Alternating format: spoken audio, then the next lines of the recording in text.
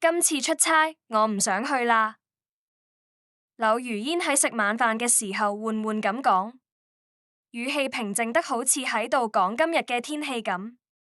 陸時淵微微一窒，夾餸嘅手停喺半空中，唔係講好咗每次出差都陪住我嘅咩？今次點解突然變卦？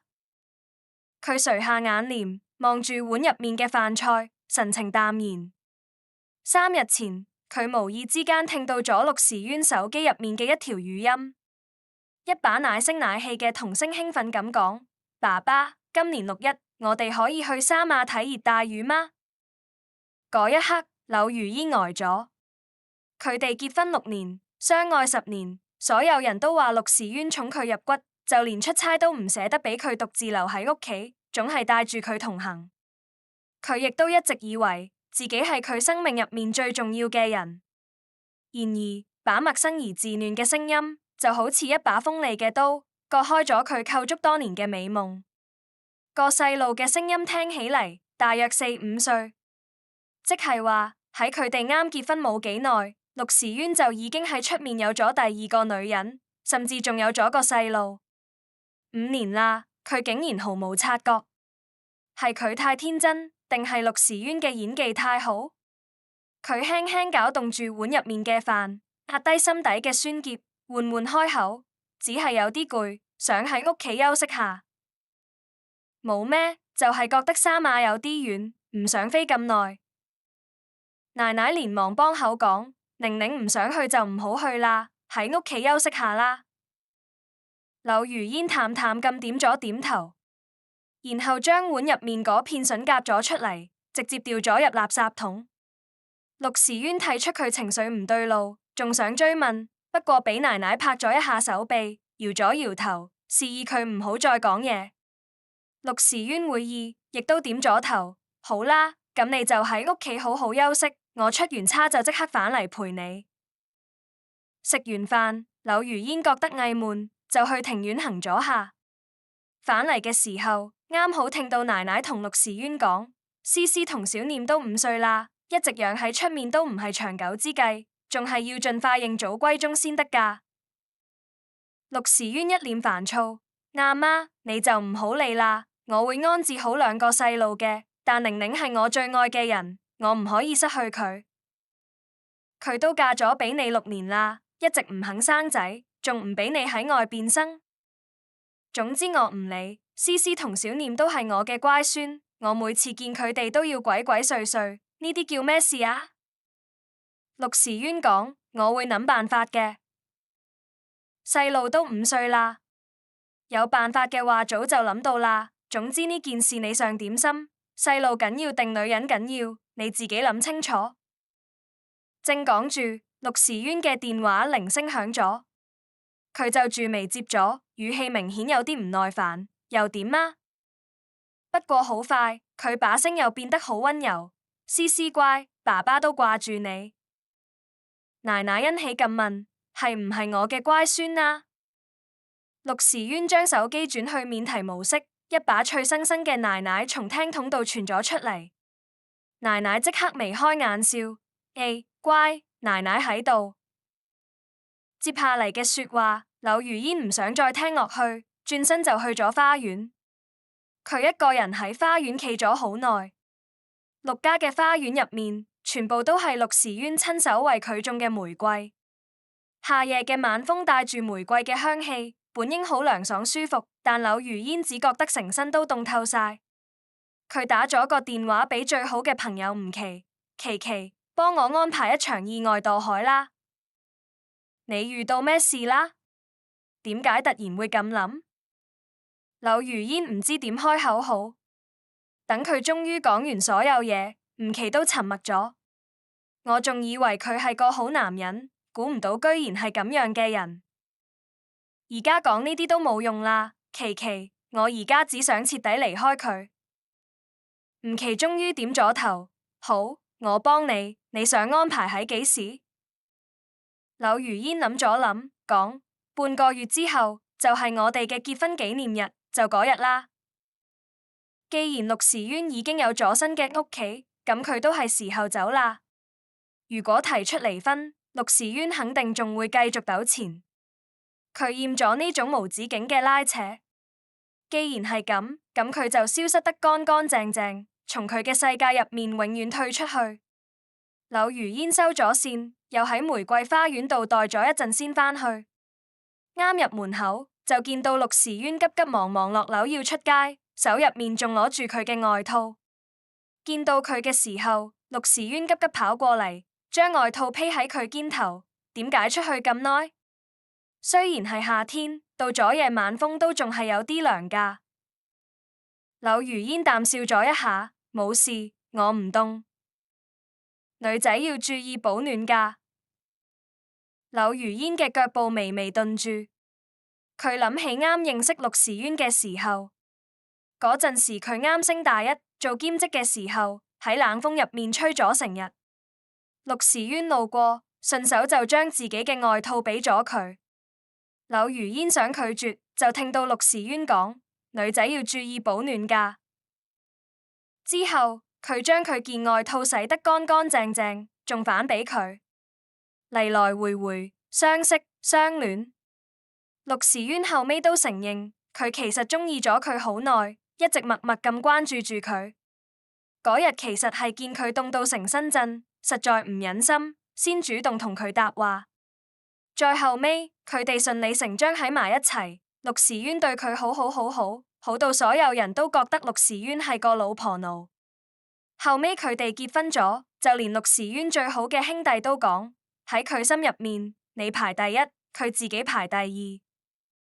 柳如煙本來只當係好兄弟幫佢講說話，直到後尾有一次佢哋去旅行途中遇到地震，陸時淵用身體幫佢撐起咗一個空間，足足3日3夜。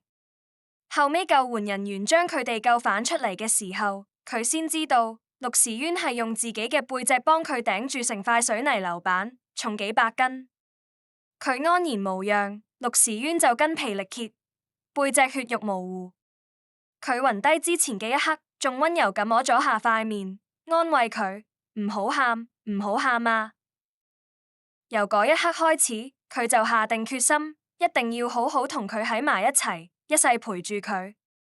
只係估唔到，佢早就已經唔記得咗曾經嘅誓言。陸時淵攬住佢返房，叫佢喺梳化度坐低，然後跪喺佢面前，握住佢隻手講：寧寧，你眼點解紅紅地嘅？喊過啦？柳如煙搖咗搖頭，冇。你呃唔到我嘅，你肯定喊過。可以話我知係遇到咩事嗎？柳如煙低下頭，對上佢關切焦急嘅眼神，突然間心入面一陣刺痛。阿湛，你愛我嗎？當然啦。陸時淵輕柔咁伸出手，幫佢將飄蕩嘅髮絲重新撥返以後，點解突然問呢個問題？冇啊，就係呢幾日睇咗一套電影，講到7年之癢。我哋已經結婚6年啦，聽年就係第7年。陸時淵微微咁笑開，原來你係為咗呢樣嘢唔開心。佢拉住佢隻手，按喺自己心口，一字一句咁講：我陸時淵呢世永遠愛柳如煙，一生一世，生生世世，永不變心。柳如煙問道：咁如果你變心咗呢？我唔會。我係話如果。咁就等我。陸時淵思索咗一下，鄭重咁講：五雷轟頂，不得好死。柳如煙只覺得心入面一陣刺痛，就算到咗而家，佢仲係握緊佢，寧願發咁重嘅誓，都在所不惜。寧寧，唔好唔開心啦，聽日我帶你出去行下，好唔好？柳如煙唔想去，但拗唔過陸時淵。第二日一早，佢開車帶佢出咗門，車喺商場門口停低，陸時淵拖住佢隻手，行入咗一間珠寶店。店員好殷勤咁迎咗上嚟：陸總、陸太，想睇啲咩首飾㗎？陸時淵講：我想訂製一對戒指，送俾我太太當結婚紀念日嘅禮物。好嘅，咁兩位跟我嚟啦。店員帶住佢哋去咗 VIP 室，冇一陣就攞住好幾本冊子過嚟。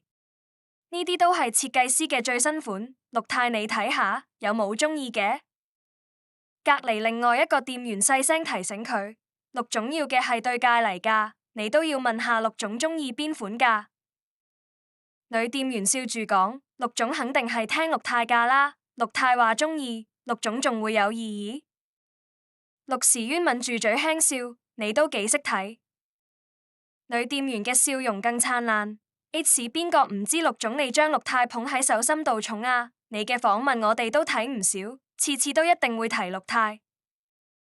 另一個都講，係啊係啊，有一次我記得陸總急住要去俾陸太買冬甩，訪問都未做完就急急走咗。係啊，甜死我啦！嗚嗚。柳如煙靜靜咁聽住，塊面卻出奇咁平靜。你哋羨慕我？店員們紛紛點頭。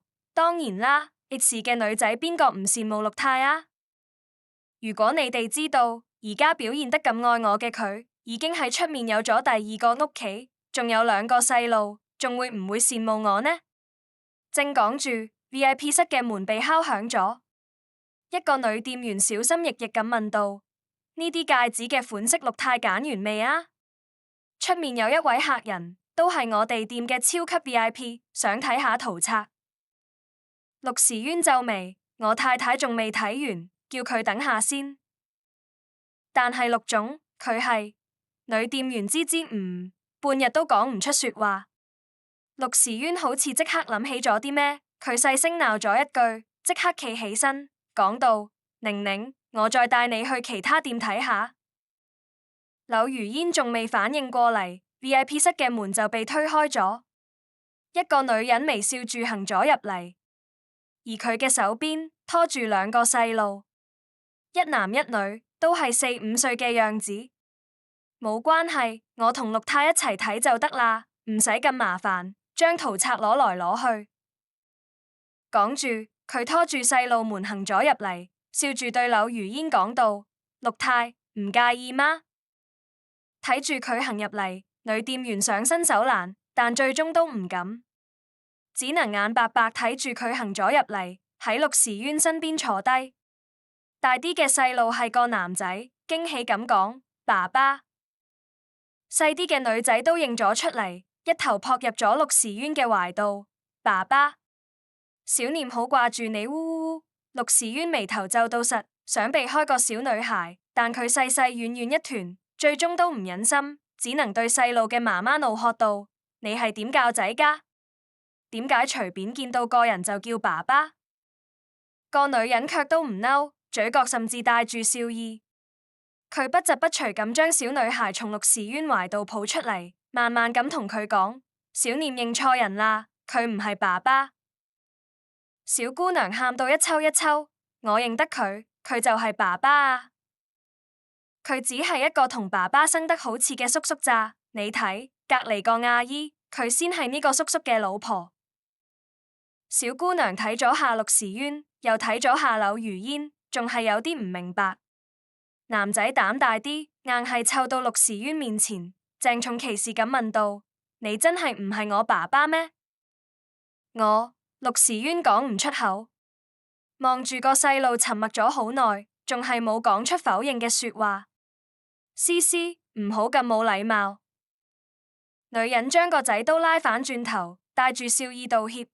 唔好意思啊，細路們俾佢爸爸寵壞咗，冇大冇細。思思、小念，原來呢2個就係陸時淵喺出面嘅細路。由母子3人一入門開始，柳如煙就覺得呢2個細路睇起嚟有啲面善，尤其係呢個男仔，眉宇之間同陸時淵竟然有6、7分似，女仔就似佢媽媽多啲。起初，柳如煙仲有啲懷疑。會唔會係出面啲別有用心嘅女人，為咗榮華富貴，設計咗陸時淵，懷咗佢嘅細路，而陸時淵怕佢嬲，所以先一直瞞住佢。但如果係咁樣嘅話，2個細路應該係雙胞胎，或者係龍鳳胎，總之係一次生落嚟嘅。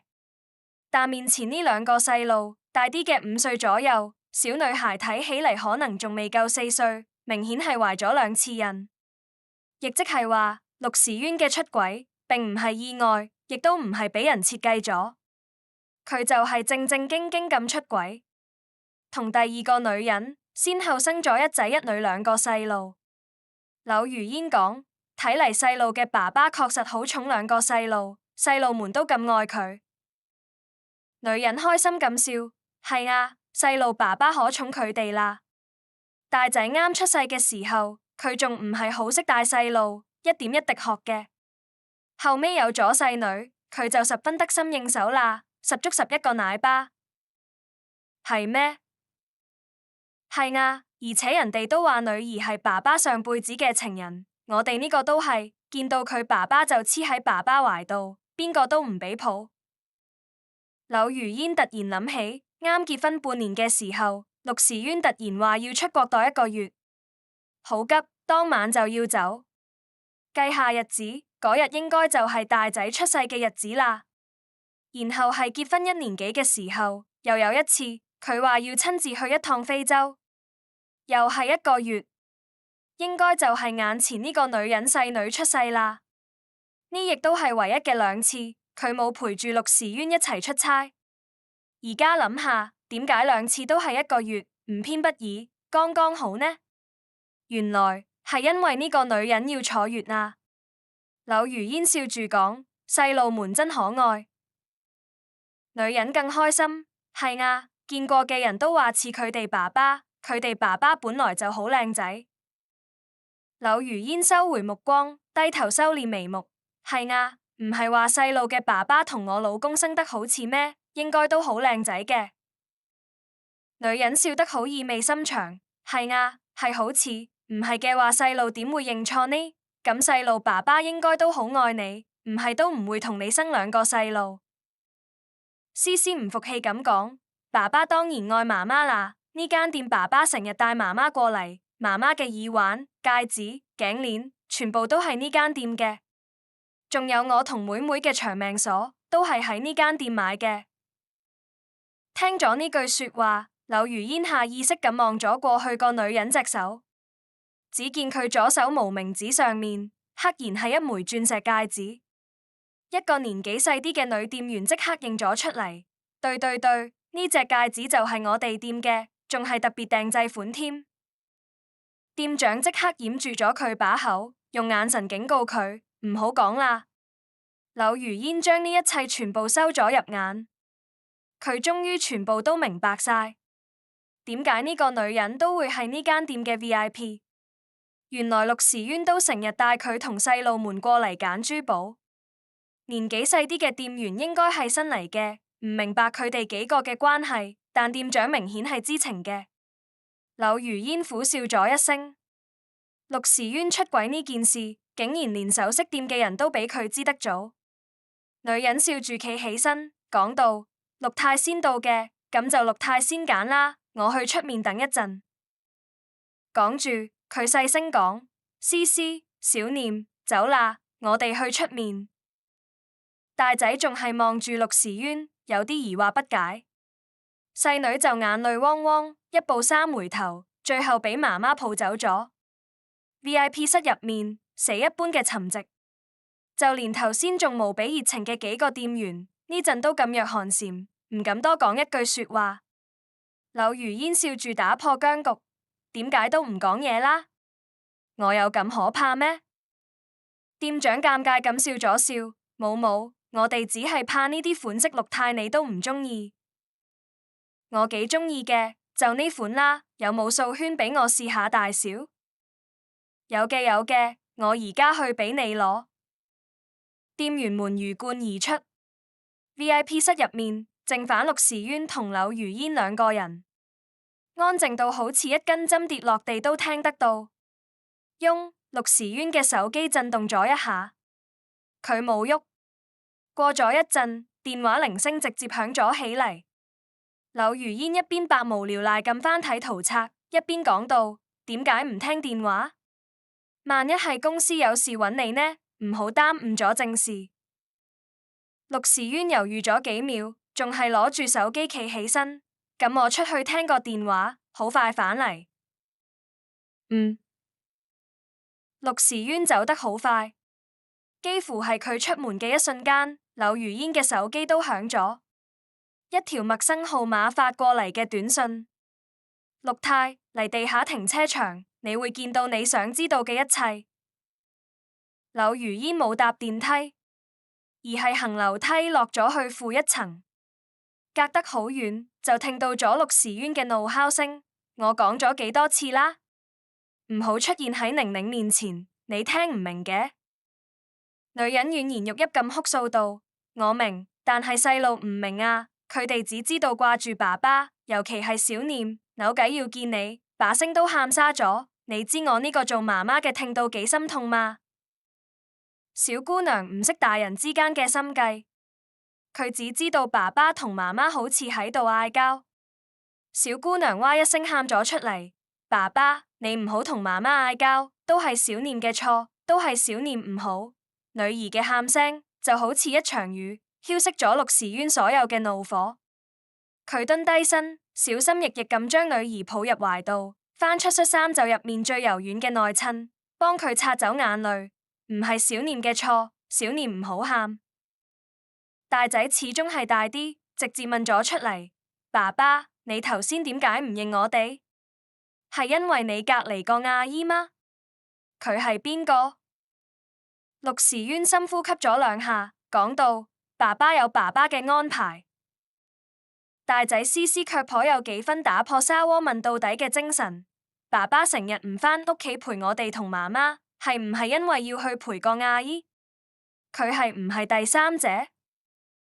陸時淵即刻反駁：佢唔係。陸時淵對女人嘅語氣頓時變得鋒利。細路仔點會知道第三者呢種詞？係唔係你教嘅？女人掩住嘴喊咗出聲。思思同小念從細就缺少父親嘅陪伴，幼稚園嘅老師都話佢哋比其他小朋友更加敏感，知得多啲有咩奇怪啊？講起呢個，小念嗚哇一聲喊咗出嚟：爸爸，幼稚園其他小朋友都話我係個冇爸爸嘅野孩子，我話我有爸爸，但佢哋從來都冇見過你，我講咩佢哋都唔信。嗚嗚嗚，思思始終大啲，佢冇喊，但把聲都有啲哽咽。爸爸，我係睇電視劇知道嘅，有個小朋友嘅爸爸都成日唔喺屋企，係因為出面有咗第二個阿姨，個阿姨就叫第三者。2個細路講完，陸時淵嘅面色明顯變咗，由頭先嘅嬲怒變得有啲內疚同自責。柳如煙企喺遠處，將佢塊面所有嘅表情都收晒入眼，唔理佢對呢個女人到底係咩感情，係心愛定逢場作戲，但細路始終係佢親生嘅。作為一個父親，面對細路們嘅控訴，佢冇辦法唔動容。果然，陸時淵矮低身，一邊一個將2個細路都抱入懷度，温柔咁控住。爸爸係因為工作忙先冇時間陪你哋嘅，咁啦，下次幼稚園嘅親子活動，爸爸一定去，好唔好？思思問道：真嘅嗎？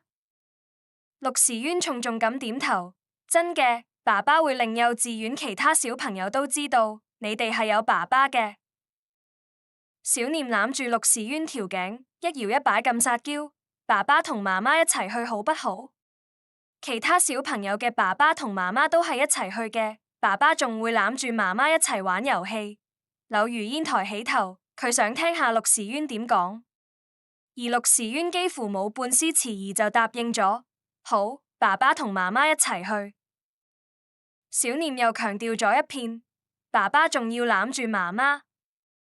陸時淵寵溺咁笑開：好，爸爸攬住媽媽。柳如煙再也聽唔落去，轉身快速離開。店員去前面忙緊，首飾店嘅 VIP 室入面冇人，佢攞住袋走咗。店長見到，追咗出嚟，問道：陸太，對戒嘅款式你揀好咗嗎？柳如煙笑咗：以後唔好叫我陸太啦。店長尷尬咗笑咗一下：你就係陸太啊？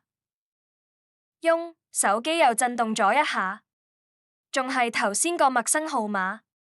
你頭先揀中嘅嗰款對戒，亞站已經答應俾我啦。我設計師仲可以將男女雙方嘅姓名首字母刻上去，代表長長久久㗎。女戒上面可要刻上我個名啦。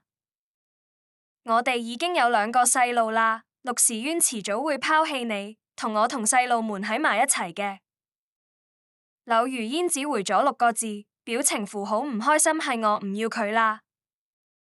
再次返到呢個佢住咗6年嘅屋企，柳如煙有啲恍如隔世。不過佢冇太多時間俾自己沉浸喺難過嘅情緒入面，距離吳奇幫佢安排好嘅墮海事故淨係半個月啦，好多事佢都要好好準備一下。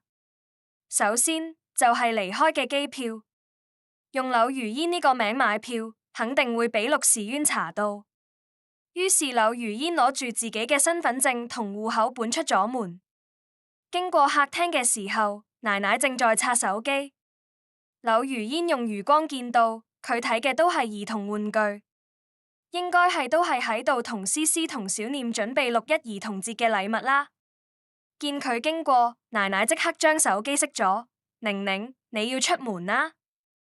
柳如煙點咗點頭，出去辦啲事。咁你唔等阿湛返嚟送你去？唔使啦，佢有其他事要忙，唔好耽誤佢。呢陣佢應該正帶住妻兒享受天倫之樂啦，一仔一女剛好湊成一個好字，佢哋先係真正嘅一家人。柳如煙搭車去咗戶籍科，將自己嘅證件遞咗入去。你好，我想改個名。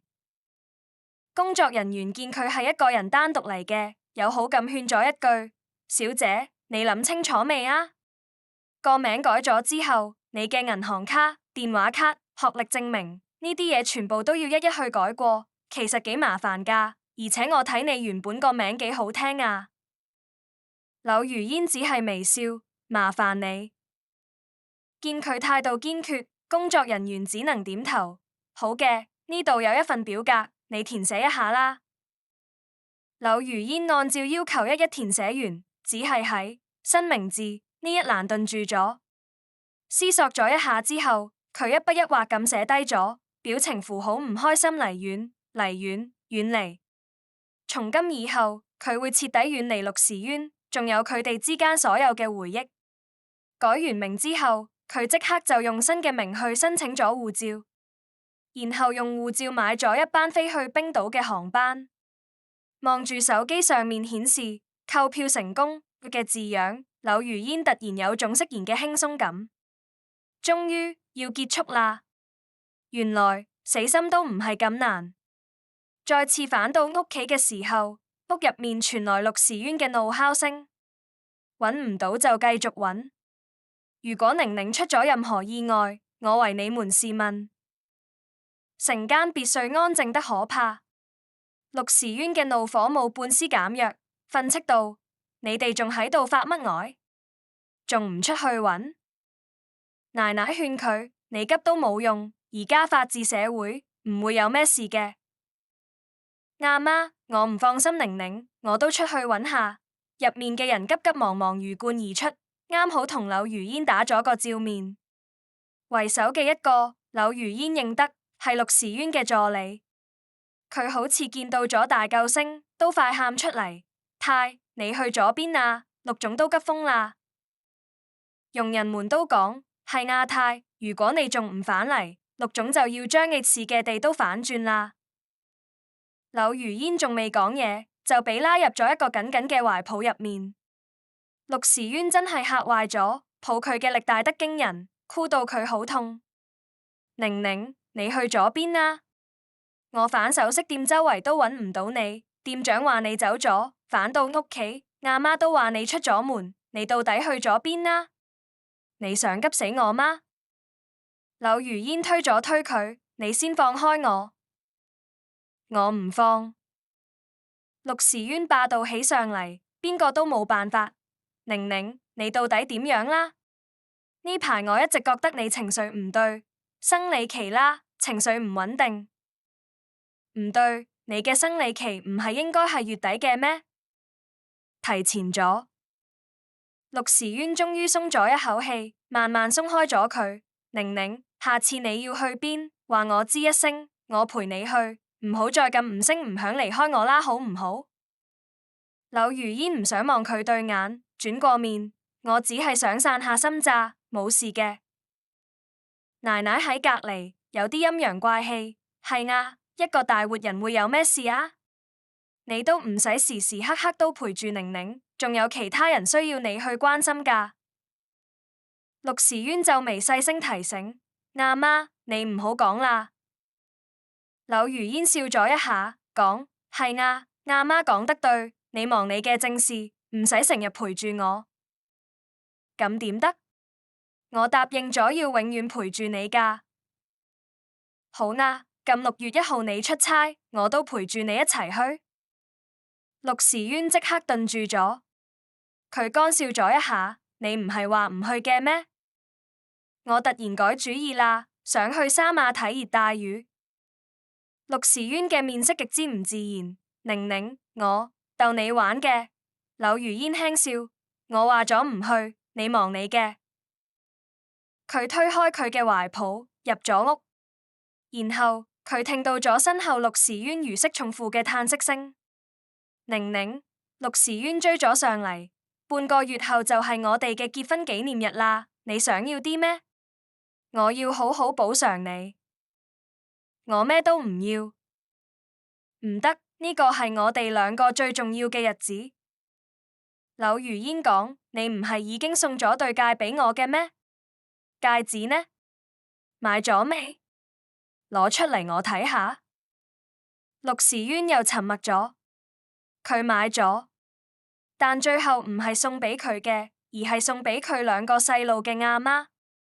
叮鈴鈴，電話響咗。柳如煙接起，唔企。寧寧，救援船我已經都幫你安排好啦，安全方面你絕對可以放心。兩個人距離唔遠，陸時淵都聽到咗電話入面嘅對話內容。佢回疑道：救援船？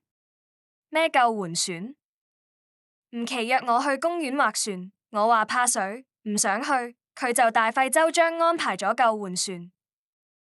陸時淵笑開：公園劃船有咩意思？以後老公帶你坐遊艇出海。柳如煙依舊淡淡咁咗一聲：冇以後啦，我哋過去10年嘅情誼喺今年嘅結婚紀念日就會終止。我攰啦，去瞓啦。我陪你，唔使，我呢排睡眠唔好，想一個人瞓客房。望住柳如煙嘅身影漸漸離開，陸時淵心入面莫名湧出咗一絲惶恐。佢總覺得呢幾日嘅柳如煙好似同平時唔一樣，好似對好多事都好冷淡，亦都包括佢。就算係生理期，以前咁多次生理期，佢都冇咁樣過。難道係今日細路們嘅突然出現，令佢發現咗啲咩？陸時淵撥通咗一個電話出去，嗰邊好快就接起。亞站，馮秘書，請注意你嘅稱呼。電話嗰頭，女人無奈咁更換咗稱呼，陸總。陸時淵警告佢，以後喺出面要注意啲，你同細路哋嘅身份而家暫時仲唔可以曝光。馮慧委屈咁喊咗出聲，呢5年嚟，我一直躲住藏住，我都冇諗過要曝光啊。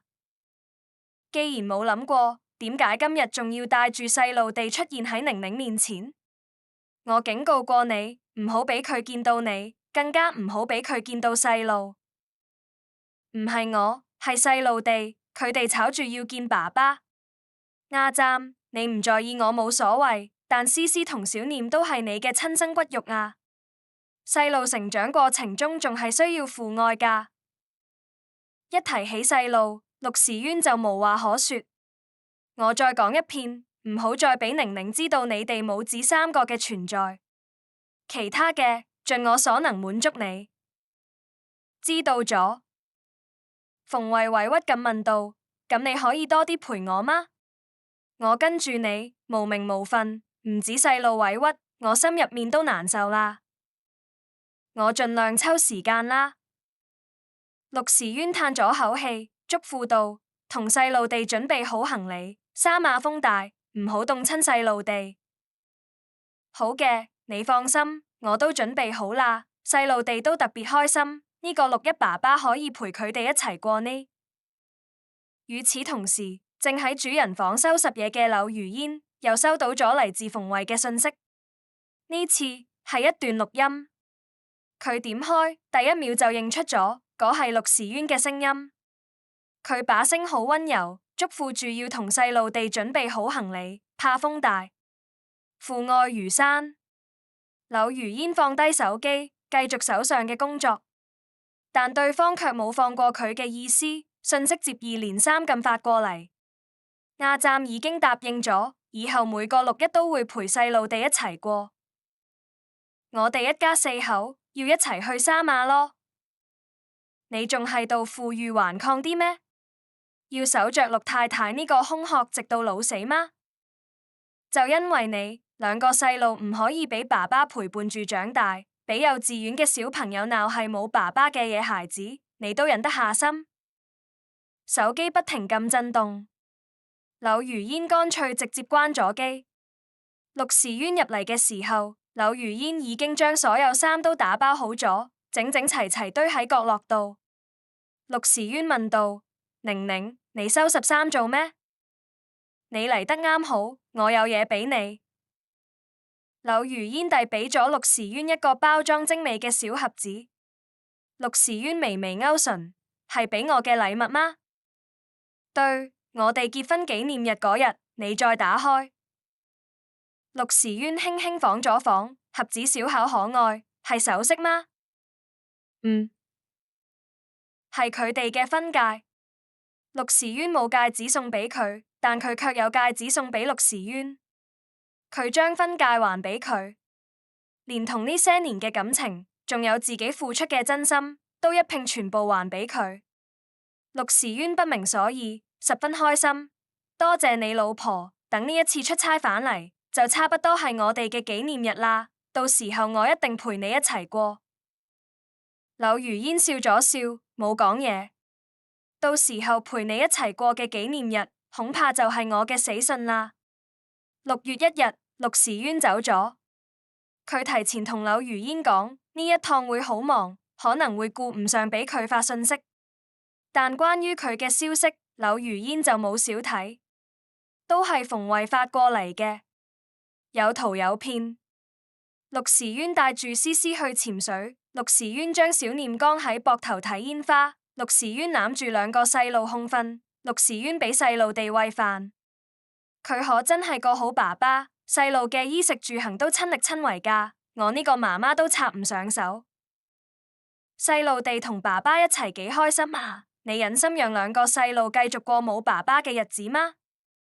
對咗，阿湛已經答應細路哋要帶佢哋環島旅行，唔止係喺沙馬咁簡單哦。阿湛俾我買嘅新戒指好睇嗎？配圖係馮慧自己隻手，佢左手無名指上面戴住嘅一款女戒，正正係柳如煙喺首飾店入面揀中嘅嗰款。柳如煙往上滑，揾到頭先陸時淵俾細路哋餵飯嘅嗰張相。佢右手無名指上面唔係佢哋嘅婚戒，而係同馮慧一對嘅男款戒指。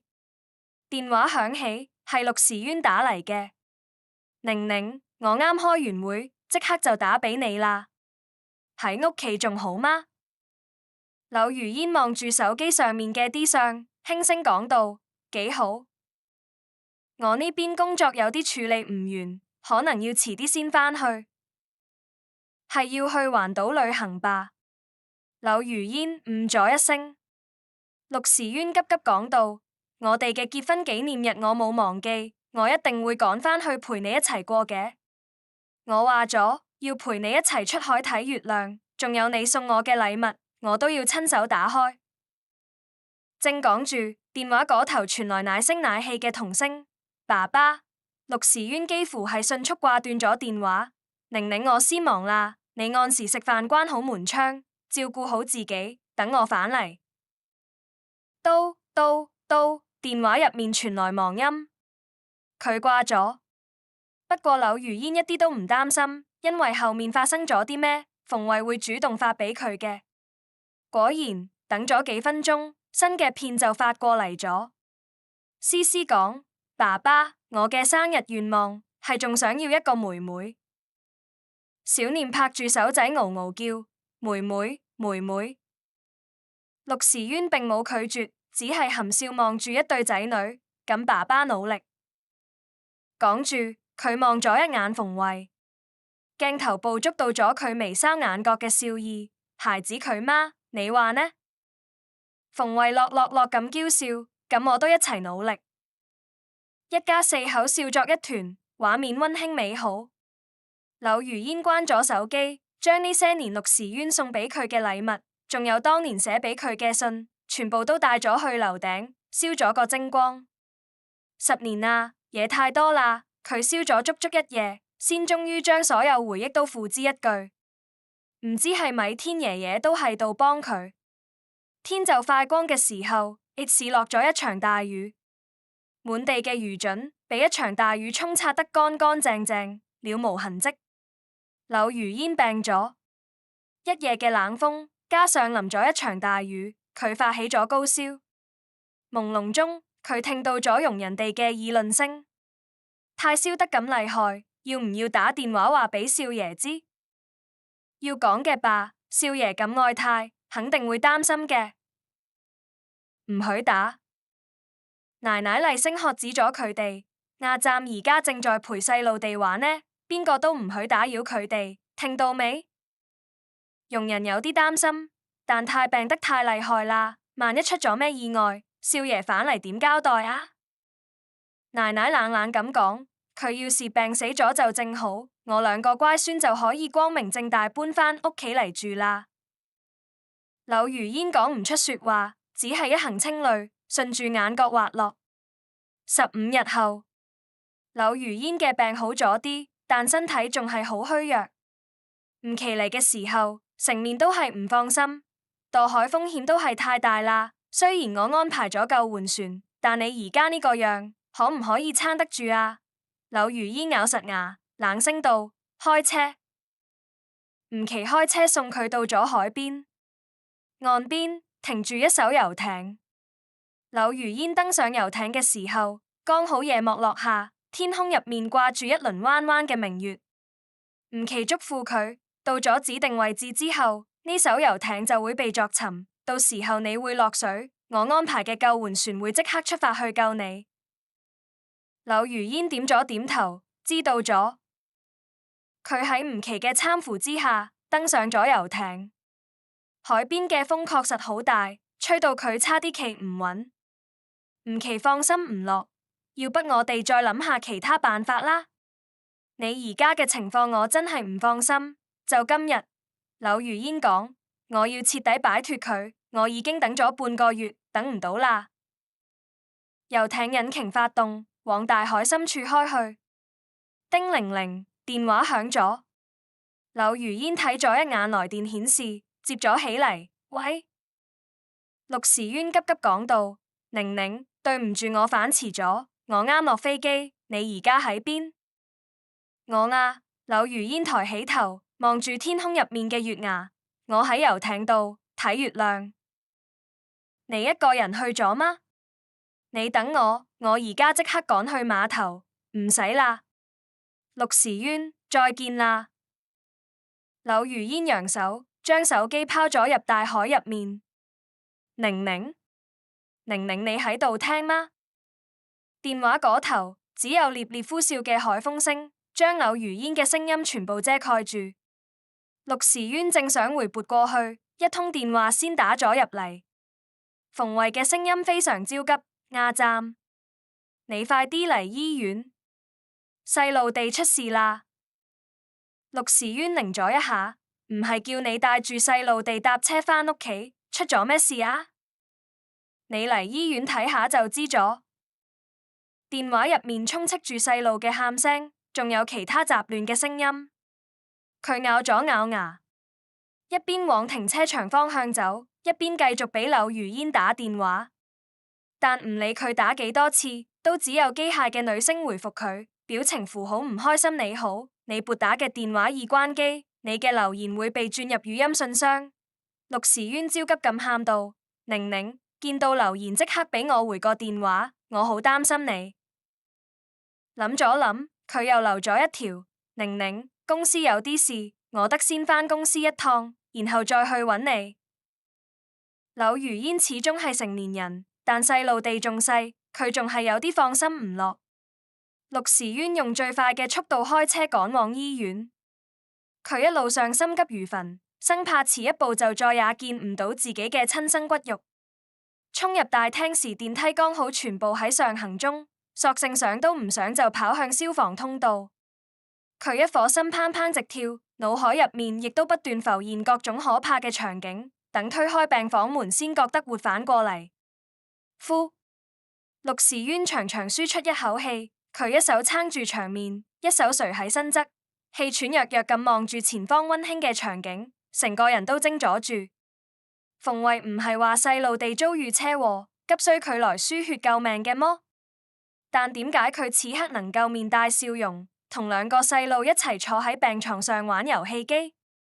唔大嘅單間病房入面充斥住母子三人嘅歡聲笑語，兩個細路安然無恙當然係好事，但陸時淵諗起柳如煙嘅時候，心底便無緣無故咁一痛。佢抬手扣響門板，嗓音沙啞咁對馮慧講：你同我出嚟一下。馮慧驚喜咁望向佢，阿湛，你總算嚟咗，細路地等你好久啦。細路地伴隨住佢嘅話音望向陸時淵，不約而同咁喊道：爸爸。陸時淵勉強擠出一個笑容安撫佢哋，然後壓低聲音，再次冷臉望向馮慧：你出嚟，我有話同你講。聲線冷淡得揾唔到一絲情緒。馮慧見佢心情唔好，先唔情不願咁跟到走廊度，先發制人咁抱怨道：我知道你想講咩，但我要是唔將情況講得嚴重啲，你肯來睇佢哋麼？再講咗，佢哋又唔係裝病，係真嘅病咗。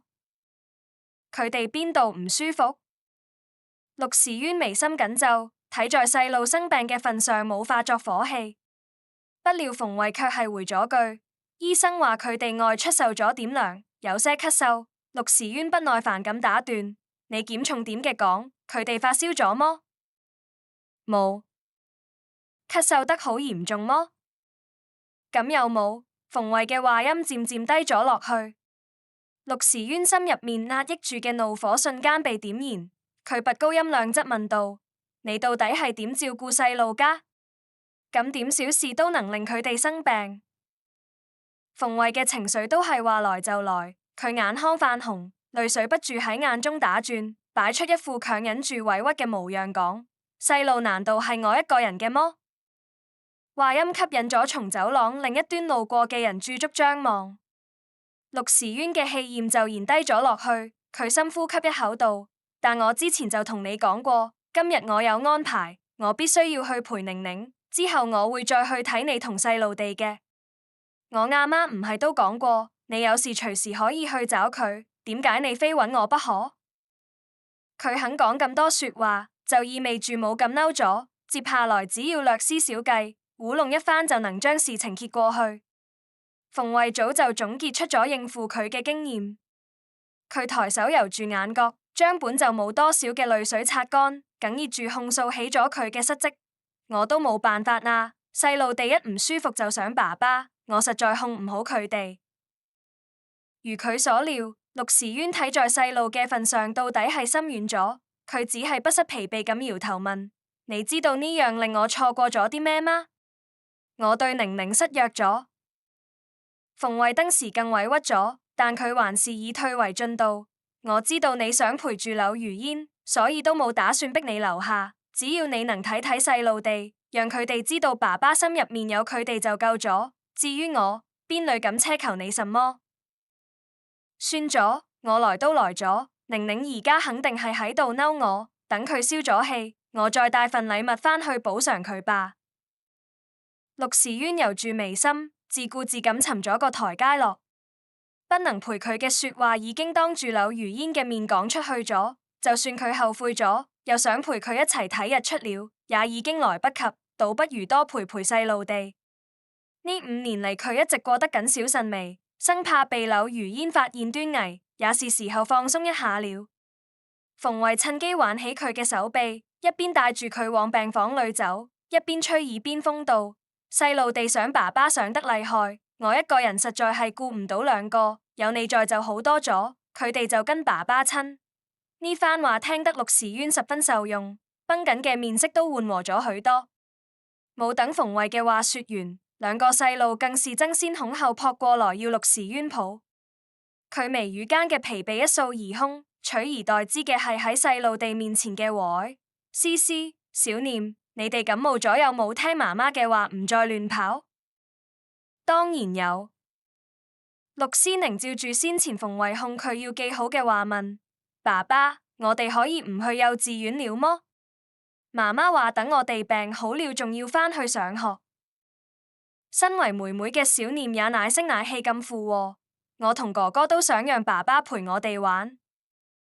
陸時淵望住細路地天真無邪嘅臉龐同渴望父愛嘅眼神，心神不由嘅一晃。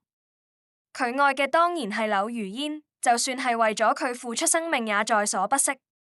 但佢哋嘅婚姻邊度都好，就係好得太冇趣了，缺少咗些刺激。馮慧雖然生得唔夠靚，但勝在膽子大，玩得開，而且仲係佢嘅秘書。兩個人朝夕相處，做啲什麼事也方便。陸時淵諗到呢度，無奈咁嘆咗口氣，輕輕撫摸着細路地嘅腦袋，安慰道：好了好了，爸爸呢唔係返來陪你哋了麼？等你哋好了，爸爸一定帶你哋好好咁玩。不過幼稚園還是要去嘅。兩個細路肉眼可見嘅沮喪起來，係都唔想去幼稚園。陸時淵嗅到唔尋常嘅氣息，疑問道：點解？係喺幼稚園遇到唔開心嘅事了麼？馮慧滿面憂鬱咁替細路作答：仲唔係幼稚園裏那些皮孩子，天天議論細路地冇爸爸，話佢哋係私生子。陸時淵眼底盈起森然寒氣，邊個？呢一次馮慧冇再說話，就只係拉起細路地嘅小手，低聲嘆氣咁望住佢，一副有話不能直說嘅模樣。末了還是小念哇嘅一聲哭咗出來。思思受到妹妹情緒嘅感染，跟着也哭了。病房裏登時亂成一團。馮慧費咗好大嘅勁先將細路地控好。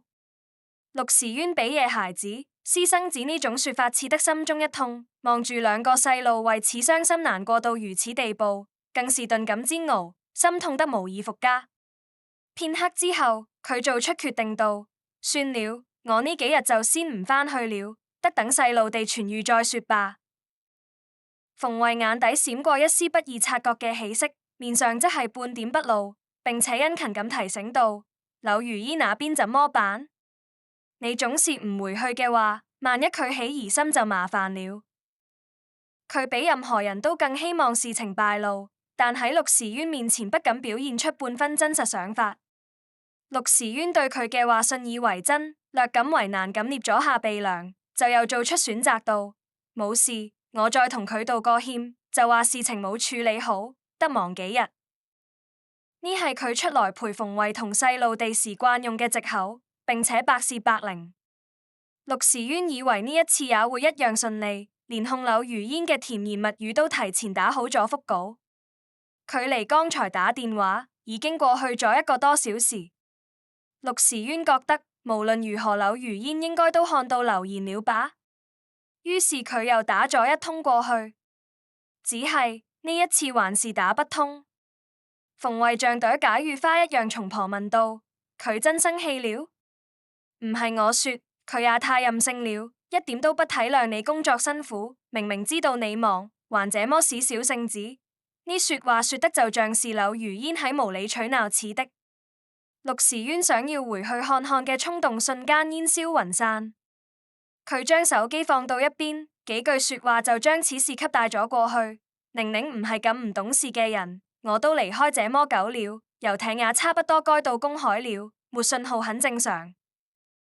佢將自己嘅另一個家拋之腦後，換上慈父嘅模樣去問細路地：爸爸答應你們呢幾天都留下陪你們，你哋有想要嘅禮物麼？思思同小念見馮慧教給佢哋嘅辦法果然有用，即刻一邊一個緊緊抱住陸時淵嘅大腿，央求道：我哋想讓爸爸帶我哋去遊樂園玩。陸時淵有些為難咁低下頭說：你哋感冒還沒痊癒，不能再着涼了，等你哋好了再說吧。佢怕被熟人撞見，所以很少帶細路地一起去公共場所。可思思嘅小手緊緊抓在佢褲子上，失落道：我知道了，爸爸一定係有更重要嘅事。小念看起來即係又要哭了。爸爸，求你了，就帶我哋同媽媽一起去遊樂園玩吧。別嘅小朋友都有喺遊樂園拍嘅全家福。兩個細路嘅說話全都戳中咗陸時淵心中嘅隱痛，一顆心登時遠得跟塌下去似的，那裡還說得出拒絕嘅話？如果可以的話，佢何嘗想讓細路地頂住私生子嘅名頭，連跟父親見面都鬼鬼祟祟？但佢不能再對不起柳如煙了，所以呢也是沒辦法嘅事。陸時淵成功被細路地喚起咗愧疚心，佢鬆口道：好，我帶你哋跟媽媽一起去，但你哋要答應我，到時候乖乖聽話，不能亂跑。馮慧因着兩個細路嘅哭訴，也被算了進去，不禁喜上眉梢。四人一同離開醫院，由陸時淵開車往遊樂園方向駛去。等進咗園區，更是一路上歡聲笑語，任誰睇咗都會覺得佢哋先係一家人。陸時淵起初還謹記要跟馮慧保持距離，但見細路地玩得開心，漸漸嘅也忘了。直到佢哋從海盜船上落下來，跟一行正在排隊嘅年輕人迎面撞上，其他人都冇什麼反應，側身讓路也就是了，唯獨陸時淵面色一僵。佢下意識咁偏過頭去望向遠處，步子更是主動落到後面去，係想藏到其他人身後。跟朋友同來嘅吳奇原本係沒細睇這一家人的，注意到佢異常嘅舉動後，卻是瞬間就把佢吸引出來了。佢果斷放棄排隊，衝過來攔住佢嘅去路問：陸時淵，你怎麼會在這裏？還有這兩個孩子。陸時淵臉上嘅血色瞬間就褪盡了。佢硬着頭皮說：朋友嘅孩子，我來幫忙照顧一下。當初佢為咗追求柳如煙，沒少想盡辦法去跟佢身邊嘅人搞好關係。吳奇不僅就在其中，而且還曾經替佢考察過佢，恐怕沒那麼好糊弄。果不其然，吳奇開門見山咁就問：幫誰照看孩子？我嘅秘書馮慧。吳奇目光銳利咁打量住佢身側嘅馮慧，陸時淵側目給馮慧使眼色，示意佢先帶兩個孩子離開。可佢不知道怎麼了，平時挺有眼力見兒嘅人，今天卻跟一個木頭樁子似的，壓根沒能領會佢嘅意圖。陸時淵無計可施，不得不又說：馮秘書一個人帶兩個孩子不容易，而且多年嘅上下級情分了，我幫佢帶孩子。寧寧應該能理解嘅。吳奇聽了這話，只覺得莫名其妙。理解什麼？理解你為咗幫別人帶孩子放佢嘅鴿子？你知不知道佢最近？話未說完，思思同小念先被嚇到似的齊聲衝着陸時淵喊道：爸爸，這個阿姨是誰？佢為什麼說我們是別人嘅孩子？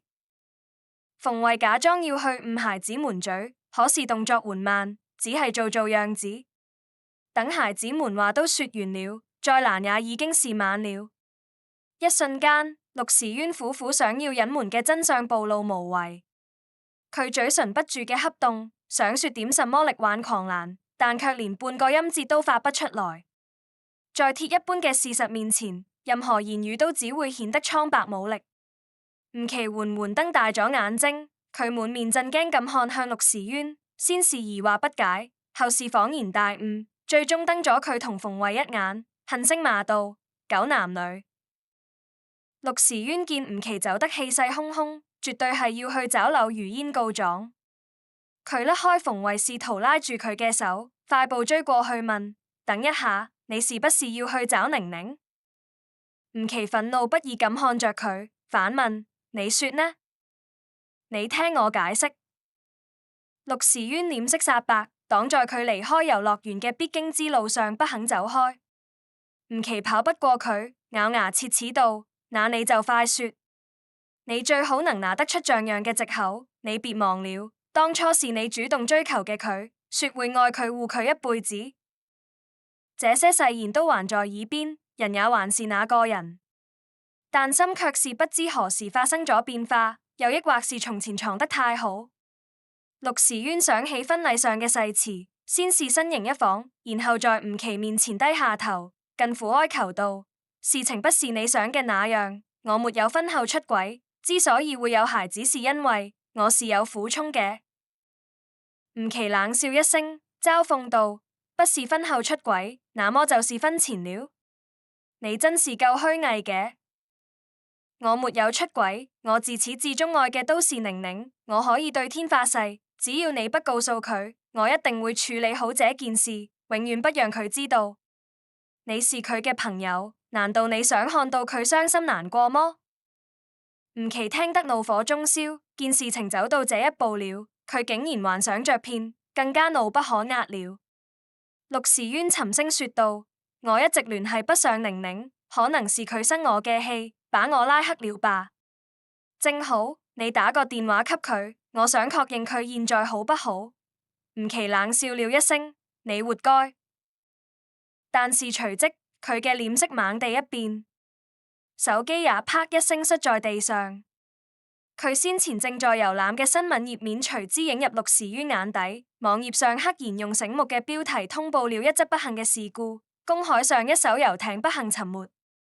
陸時淵喉頭一緊，想要把手機撿起來看個清楚，卻被吳奇搶先一步奪了回去。佢帶住哭腔斥責道：你在這裏着急看新聞有什麼用？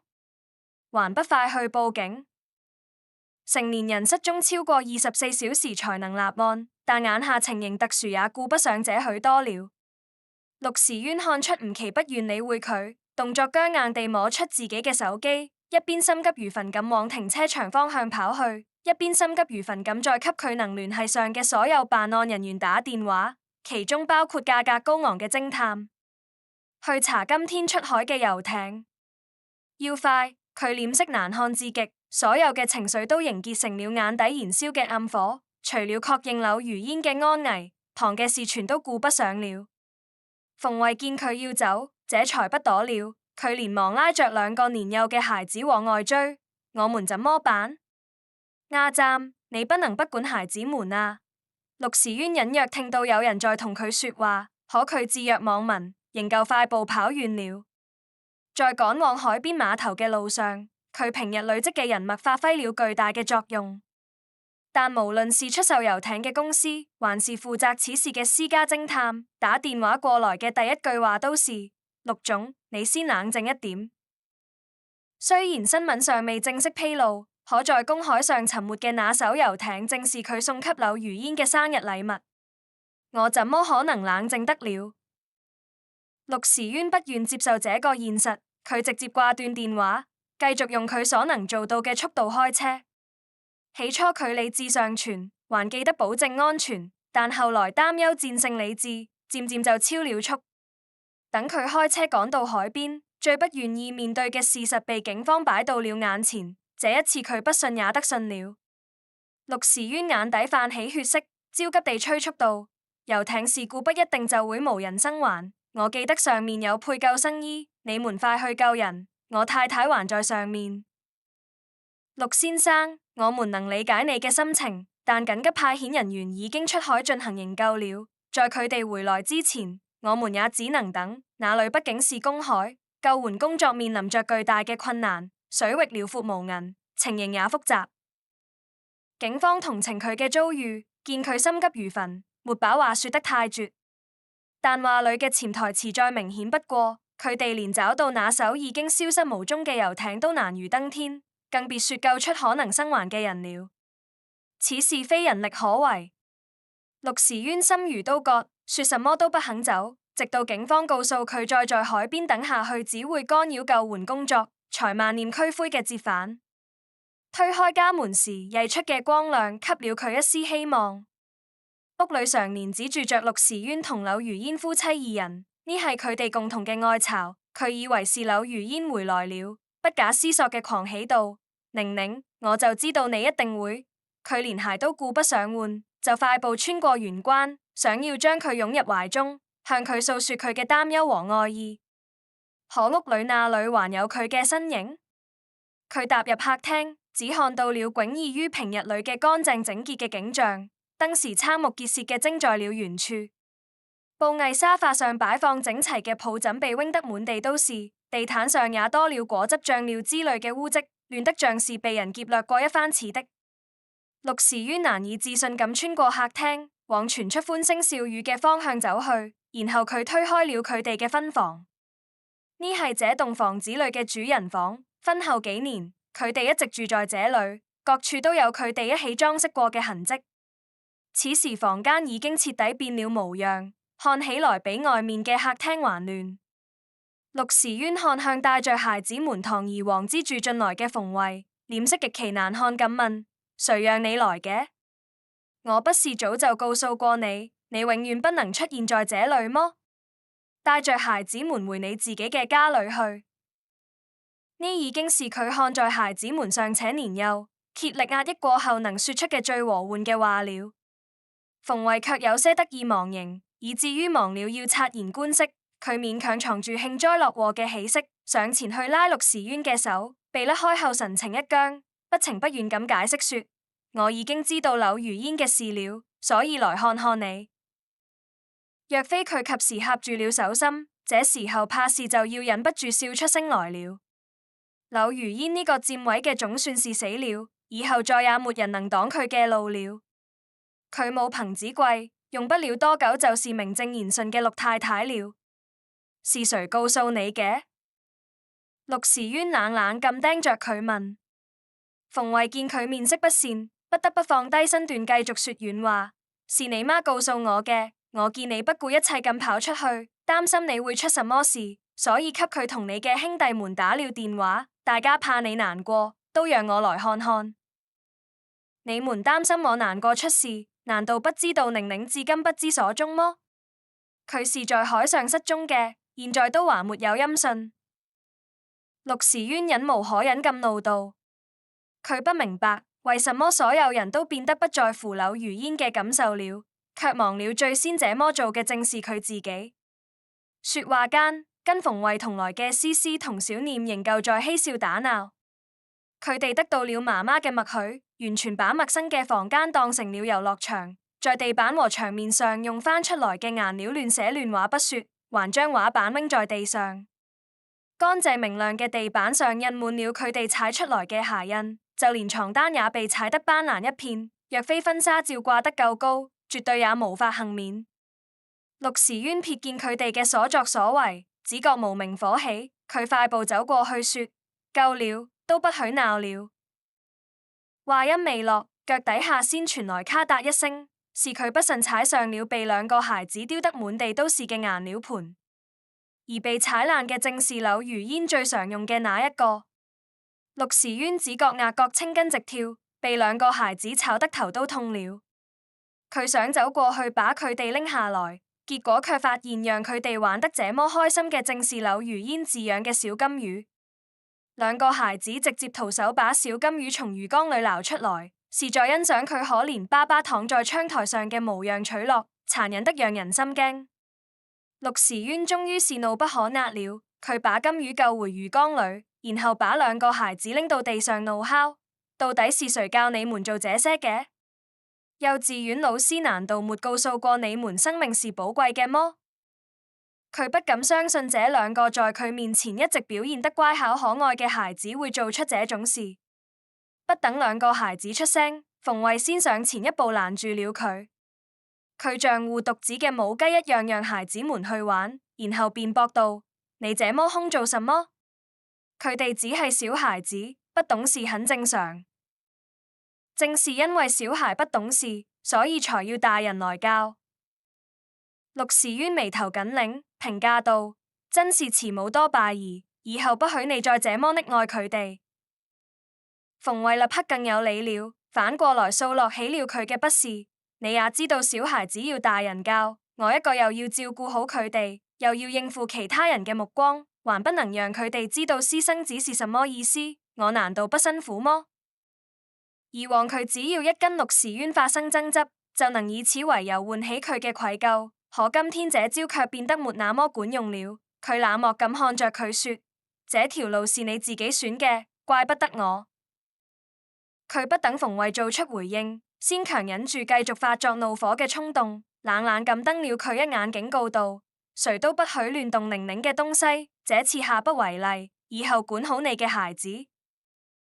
馮慧知道佢說得出做得到，但佢現在有恃無恐，一點也不怕嘅開始哭訴：什麼叫我嘅孩子？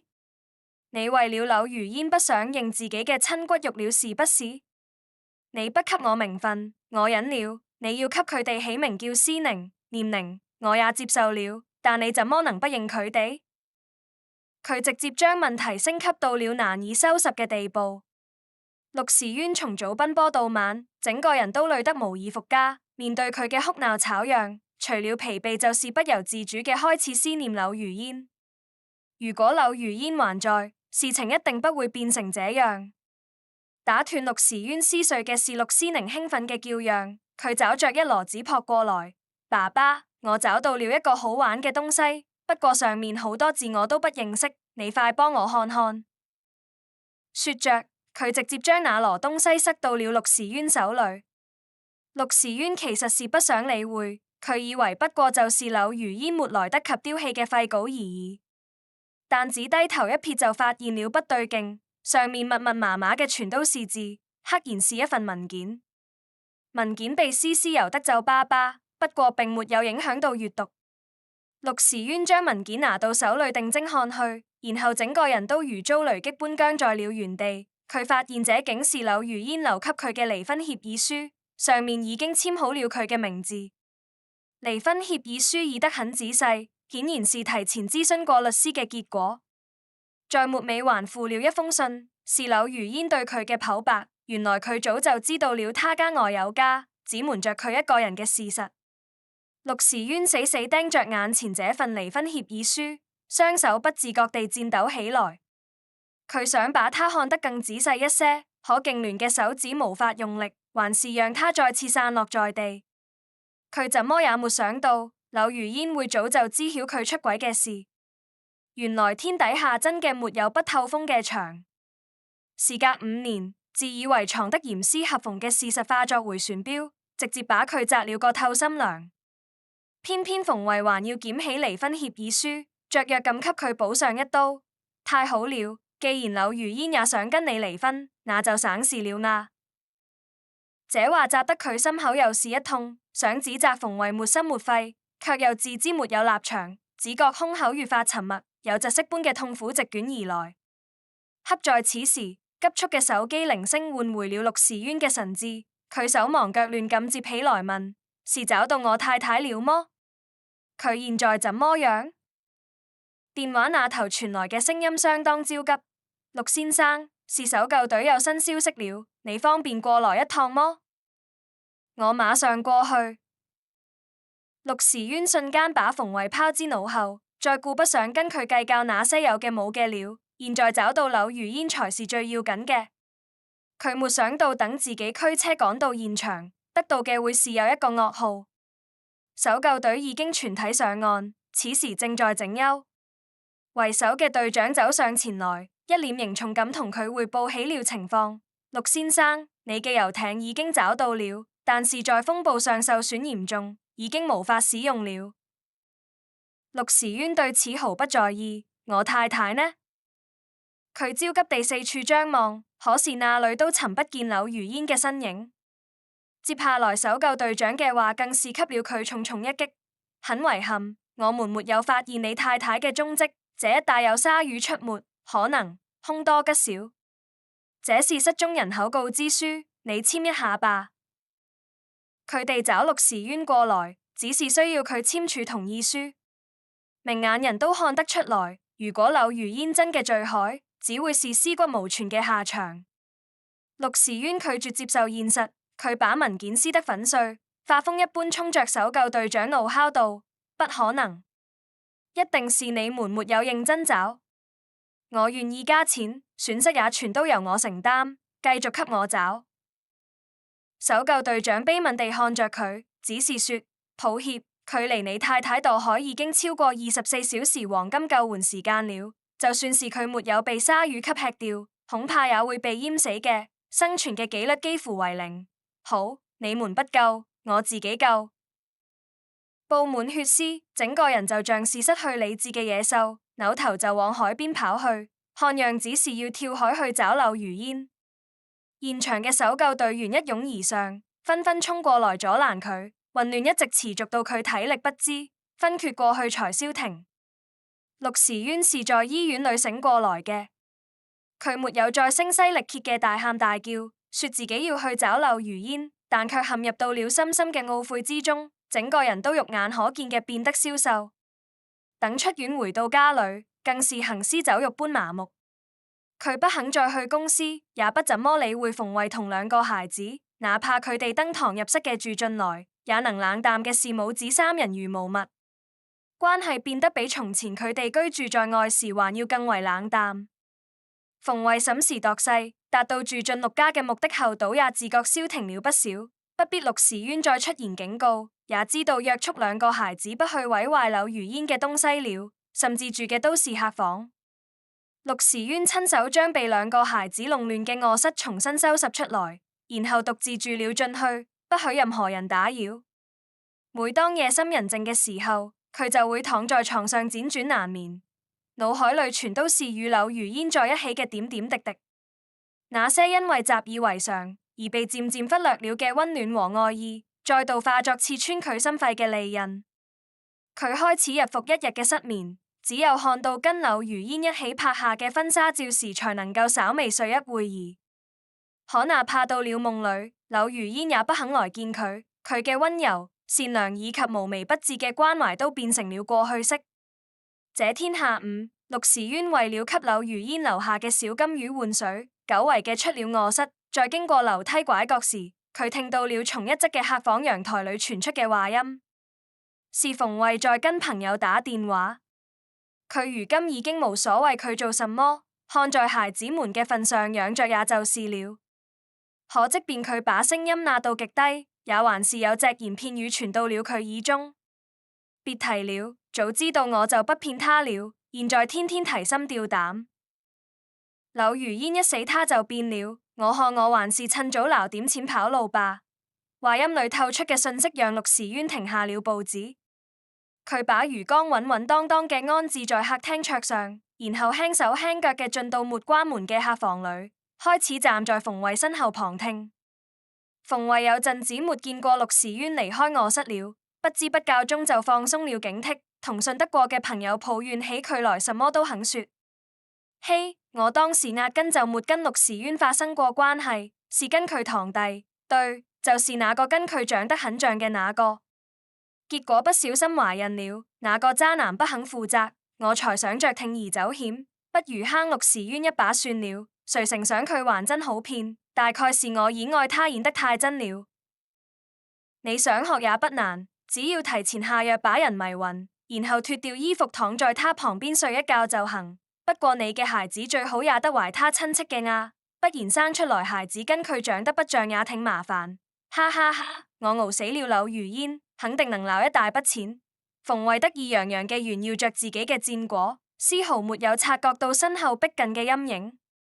陸時淵腦海中僅剩嘅那根弦徹底被佢話裏透出嘅真相給擊垮了，佢怒不可遏地伸手抓住佢嘅胳膊，厲聲質問：你剛才說什麼？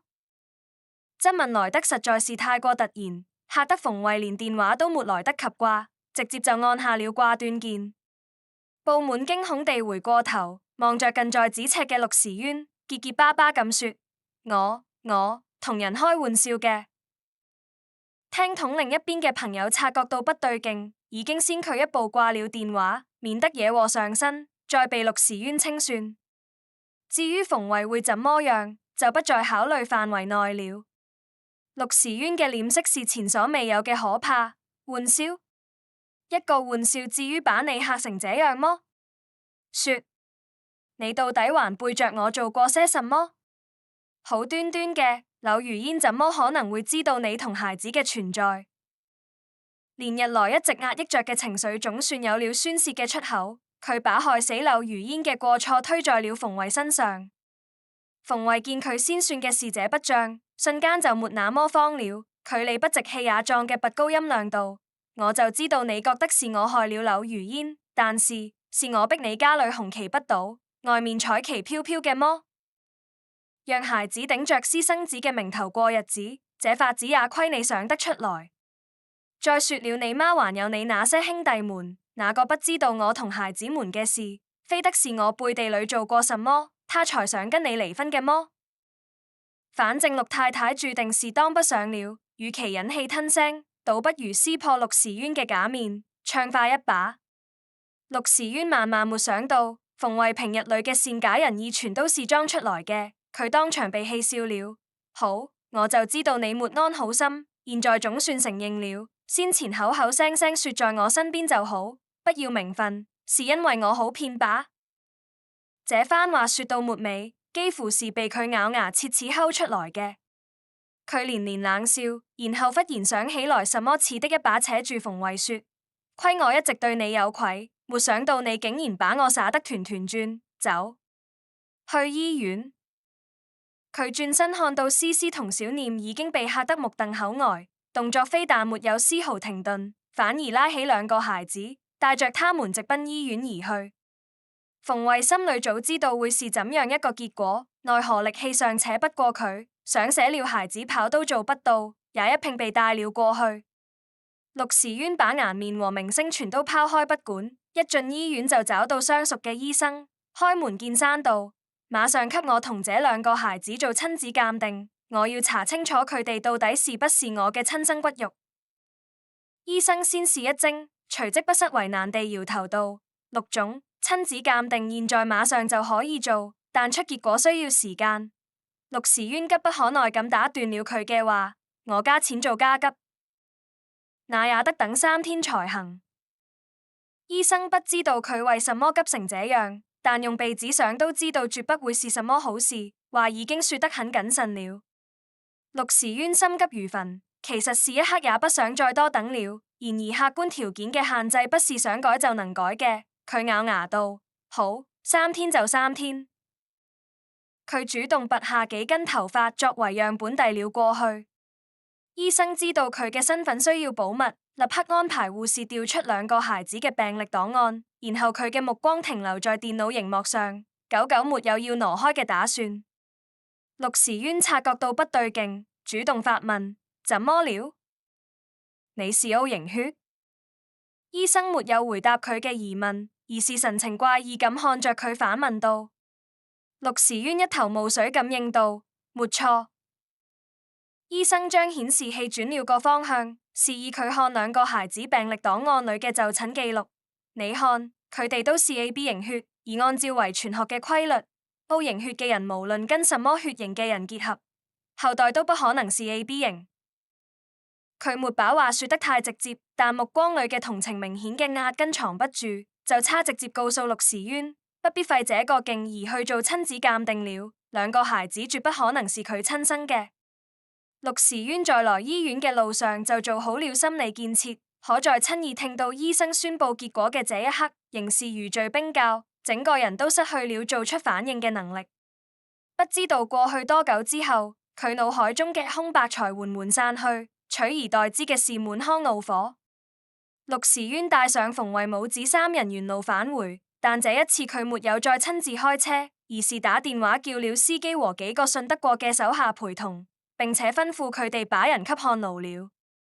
馮慧是第一次見這樣大嘅陣仗，佢嚇得戰戰兢兢，大氣都不敢出，跟兩個孩子擠在一起。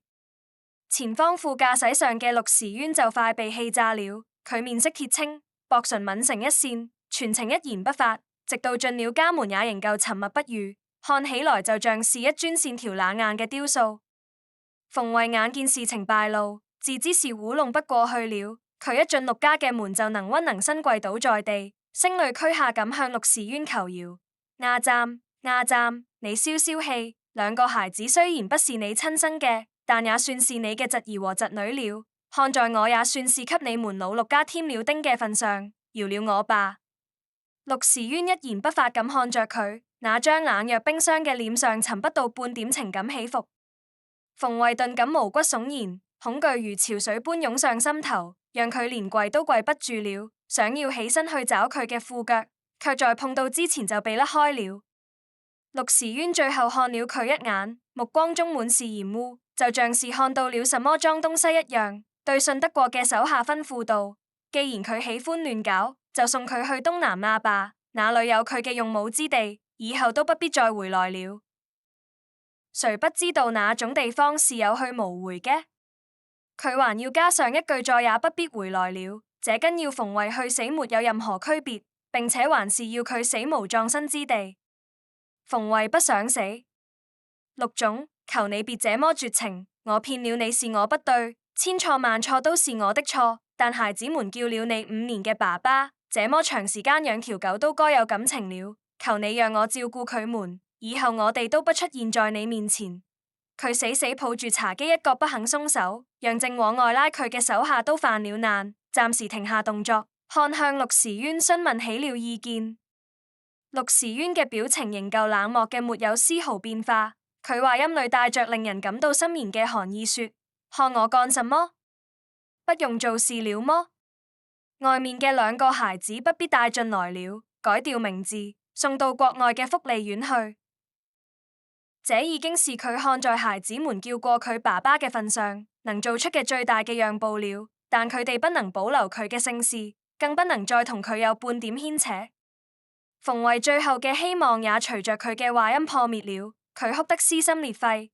陸總，求你放過我們吧，我們不能分開啊！話音隨着陸時淵嘅手下往外拖曳佢嘅動作變得越來越低，最終徹底消失不見。陸時淵心意已決，自始至終沒有絲毫動容，佢嘅靈魂早就隨着柳如煙嘅逝去一併被抽走了，連同情自己嘅餘力都沒有，更何況是同情坑騙佢嘅仇人。這天之後，佢離開臥室嘅次數越發少了，每天不是在臥室裏擦洗被顏料弄髒嘅地板牆面，就是在柳如煙曾經坐過嘅椅子上不停嘅寫給佢嘅道歉信，寫夠一籮就都燒掉，看起來像是走火入魔。陸母同公司派嘅代表都來家中探望過佢，結果佢對前者嘅哭訴充耳不聞，對後者嘅請求置之不理，大有要把自己困死在這一畝3分地裏嘅打算。公司代表急得不得了，陸總，你出入醫院嘅場景被人拍得清清楚楚，不盡快發文澄清嘅話會錯過公共黃金期，到時候想澄清都來不及了。冇所謂，你們想怎麼樣就怎麼樣吧。陸總，夫人出事不在了，我們能理解你嘅心情，但你也不能。代表嘅話說到一半就戛然而止，是被陸時淵看過來嘅目光給驚着了。陸時淵那張曾經英俊不凡嘅臉已然瘦得脫相，配上冷到像是要將人瞬間凍結嘅目光，大白天裏就看嘅對方心中發毛。佢桑音西啞咁強調：寧寧沒死，佢只是不肯原諒我，所以躲起來了。此話一出，公司代表那裏還敢繼續留下？佢緊張得直擦汗，尋了個由頭就先回去跟大家說明情況了，只留下陸母帶着家中保姆繼續照顧陸時淵。陸母見兒子變成這副模樣，腸子都悔青了，佢哭訴道：算媽求你了，兒子，你別再折磨自己了，就接受現實吧。陸時淵態度不變，還是堅持強調道：寧寧沒死。話音落下，佢拖着滴水未進嘅身體又回到了臥室裏，不忙反手關上房門，將陸母嘅話音和除佢以外嘅世界全都隔絕開來。臥室再怎麼打理也回不到被毀壞前嘅模樣了，牆面上嘅顏料被鋼絲球擦掉嘅同時，也留下了坑坑洼洼嘅痕跡。陸時淵搬來椅子坐到床尾，面上帶着近乎迷幻嘅笑容坐了下去。佢開始專注嘅凝望掛在床頭嘅婚紗照，仿佛這樣就能留住逝去嘅時光。照片裏嘅柳如煙笑容溫軟，氣質動人，看向佢嘅目光中滿是愛意。那時嘅佢哋都想不到會有物是人非嘅今天。陸時淵沉浸在無盡嘅痛苦之中，久久無法自拔。與此同時，身處遠離繁華都市嘅小山村裏嘅柳如煙則正過着一種全新嘅生活。佢報名成為了支教老師，每天都在給山裏嘅留守兒童傳授知識。小山村距離最近嘅縣城也有近2個小時嘅路程，現在還留在這裏嘅大都是父母外出打工，所以被交給爺爺奶奶照看嘅留守兒童，等到了上初中嘅年紀就會去縣裏念寄宿學校，因此被安排到這裏嘅支教老師大都身兼數職，一個人教好幾個科目是常態。柳如煙在負責佢嘅科目嘅同時，也沒有浪費原本嘅繪畫功底。一有空就帶着孩子們一起畫畫，同佢哋打成一片。孩子們怕生，一開始在這些城裏來嘅老師面前還有些放不開，但時間一長，看出佢哋都是認真負責嘅好老師，漸漸嘅就敞開了心扉。柳如煙個性溫柔，人也美麗大方，是最受歡迎嘅老師之一，幾乎每天都能在講台上看到學生順路採來嘅野花。佢先前躁動痛苦嘅心在簡單安寧嘅生活中得到安撫，終於又找到了新嘅意義。這天上午，縣裏送了批慈善組織捐贈嘅圖書和衣物過來，所有嘅老師都挽起袖子，開始跟希望小學裏嘅職工們一起搬。柳如煙嘅手一直都是拿畫筆嘅，雖然也有些薄簡，但卻幾乎沒做過什麼體力活，抱着一箱書走了沒幾步，身形就不受控制嘅一個狼。眼見箱子裏嘅書就要被倒在地上，與佢同來支教嘅男老師傅謙及時出手，幫佢穩住了箱子，說：小心。柳如煙生怕曳了氣就會抱不住箱子，勉強擠出了一聲多謝。傅謙見狀，將拎在手裏嘅衣服遞給佢，說：不如我們換一下吧。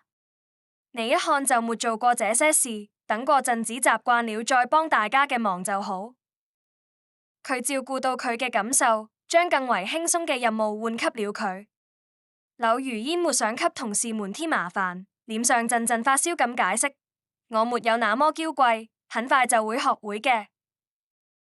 脫離了陸家嘅生活固然辛苦，需要佢事事親力親為，但至少這樣嘅生活是佢想要嘅，可以讓佢活在真實裏，而非被身邊人用所謂善意嘅謊言欺騙。傅謙笑了笑，在搬東西回去嘅路上對佢說：其實你不用刻意隱瞞什麼，大家都看得出來，你從前過嘅一定是養尊處優嘅生活。能想到來支教幫助孩子們已經很不易，不必在意太多事。佢哋這一批來支教嘅老師從前都認識，其中不乏同學同事，唯獨柳如煙是中途加入嘅，誰也說不清佢嘅來歷和過往。柳如煙為人溫和，對誰都充滿了善意，但只要一有人提起跟佢嘅過去和家庭有關嘅事，佢就會選擇迴避。時間一長，大家難免會對佢充滿了好奇。傅謙見佢跟之前一樣對從前嘅事避而不談，將話音放得更為溫和咁說：抱歉，我沒有打探你隱私嘅打算，只是總看到你對過去耿耿於懷，所以希望你能盡快走出來。柳如煙勉強扯出一個笑容：你誤會了，我沒有對過去嘅事耿耿於懷，不想提只是因為我都不記得了。啊！傅謙先是疑惑，然後卻是理解嘅笑了，附和着問：所以你是失憶了麼？柳如煙心裏也清楚這個藉口到底有多拙劣，奈何佢一時間也想不出更有說服力嘅藉口，索性一條路走到黑嘅堅持道：你就當我是失憶了吧，反正我對從前嘅事已經完全沒印象了。是沒印象還是不願想，只有佢自己心裏最清楚。傅謙心領神會，但卻並沒有拆穿或者刨根問底嘅打算。佢了然道：好，那我就祝你能開啟一段嶄新嘅人生旅程吧。柳如煙心中沒來由嘅一動，開啟嶄新嘅人生旅程有那麼容易麼？佢自認為上一段婚姻是徹頭徹尾嘅失敗，到目前為止也不過是畫上了句號而已。說話間，傅謙已經陪佢走到了存放物資嘅空教室裏，佢什麼都沒問，但已然似有所感嘅明白了佢嘅心思。佢緩聲道：每個人都有屬於自己嘅秘密，不需要講給別人，但如果不是秘密而是傷疤嘅話，總是誤着對痊癒可沒好處。是麼？但我卻聽說，如果總把傷疤亮給別人看，反而會更不利於痊癒，因為那等於是把傷疤撕開。柳如煙滿意道：佢哋都是聰明人，有些話說的點到為止，對方反而更能給明白。傅謙果然沒有反駁，只是說：那就選擇適合你嘅方式好了。柳如煙心神一晃，佢早就快要忘記最適合自己嘅到底是什麼了。如果連一個曾經願意為佢付出生命嘅人嘅心意都能變，那麼還有別嘅人或是不能變嘅麼？問題嘅答案只能向內去找，佢不想再把人生託付給任何人了。時光荏苒，轉眼間就到了6·1兒童節。村裏嘅娛樂十分匱乏，除了電視手機再沒有別嘅可玩嘅，就連孩子們遊戲嘅場所都只有附近嘅山林和村頭嘅大樹。希望小學嘅職工們為了給孩子們慶祝這個屬於佢哋嘅節日，可謂絞盡腦汁，最後才想出個組織全體師生一起看露天電影嘅法子。孩子們知道城裏有電影院，但大都不曾去過，而是只在電視裏看見過。到了兒童節當天，本就不大嘅操場被小板凳擠得滿滿當當。夜幕之下，放映隊在前方調試設備，孩子們在嘰嘰喳喳嘅討論着接下來要放嘅片子。坐在一旁嘅幾位支教老師早過了會因為動畫片手舞足蹈嘅年紀，趁着難得嘅閒暇時光聊起了最近嘅八卦。佢哋都是從 H 市來嘅，話題中心自然也是那個與山村相隔甚遠嘅繁華都市。柳如煙已經許久不曾聽到有人討論跟那裏有關嘅事了，這時便做起了合格嘅聽眾，捧着個水杯默默嘅喝茶。若是有人同佢搭話，便微笑點頭其餘時候都沉默嘅像是壓根就不存在。傅謙坐在佢身側，反應也是一樣嘅相差無幾。直到有一位教師神秘兮兮嘅提起最近才聽到嘅新八卦，我有個同學在陸氏工作，剛跟我說了個爆炸性新聞，應該過不了幾天就要爆出來了。你們感興趣嘅話，我可以講講。一句話就把大家嘅胃口都吊起來了，紛紛催促佢快講。柳如煙勾了勾唇角，勉強扯出個顯得合群嘅表情，但是捧着杯子嘅手不由自主嘅攢緊了，指節都因此泛起了青白色。傅謙垂眸看去，想問什麼，卻還是把話咽了回去，轉而跟其他人一樣認真聽同事講八卦。也許讓柳如煙反應這麼大嘅源頭就藏在這出八卦裏。你們應該都看到過前陣子遊艇在公海上沉沒嘅新聞吧？報道只說遊艇報廢，但沒提相關人員，大家就都以為是遊艇上嘅人獲救了。可朋友告訴我，那艘遊艇上嘅人正是陸氏嘅總裁夫人。那天之後，陸總就再也沒在公司裏出現過，說是傷心過度。大家起初都還感嘆佢跟夫人感情好，誰成想也就過去沒幾天，佢就被人撞見帶着別嘅女人和孩子去醫院驗血了。眾人聽到這裏，紛紛抖起了精神，臉上寫滿了對八卦嘅渴望。這那裏是爆炸性新聞，分明是驚天大醜聞啊！夫人才剛死於事故就沒幾天，就迫不及待嘅把外面嘅女人領回家，這怕不是撞破了什麼吧？也許吧，不過這麼細緻嘅事誰也不知道。我朋友也就是個普通員工，這些都已經在佢哋公司裏傳開了，說兩個孩子都不是親生嘅，現在母子三人都被陸總掃地出門，不知道去哪裏了。哇！我要是八卦記者不得開心死，接下來大半個月嘅稿子都有了，只要不出別嘅熱鬧，單說這婚內出軌，還被外面嘅女人戴了綠帽子嘅八卦就夠寫上好久的了。大家討論得熱火朝天，早把前面那句過幾天才會爆出來嘅話給忘了。不過想想也是，陸時淵身為 H 市近年來風頭最盛嘅青年才俊，對外形象一直都是顧家愛妻嘅典範男人，現在被爆出已有兩個私生子，而且還同佢不存在血緣關係，誰聽了都要吃驚。柳如煙是現場唯一沒有太大反應嘅人，就連傅謙都為陸時淵這個公眾人物嘅真面目感到愕然。沒想到先前那些形象竟然都是佢經營出來嘅，陸氏嘅風評一直都是跟佢本人綁定嘅，這下子股票飛得大跌不可。佢唏噓不已嘅感嘆道。柳如煙沒有接話，只是點了點頭。假嘅就是假嘅，永遠都變不成真嘅。佢早在下定決心留下那份離婚協議書時就料到會有今天了，又怎麼會感到驚訝？接下傅謙話辭嘅是另一位恰好買了陸氏股票嘅同事，佢捶胸頓足道：完了，這下我的錢肯定要打水漂被套牢了。我就說怎麼會有那麼突然嘅事，原來是大家都有內幕消息在賣股票了。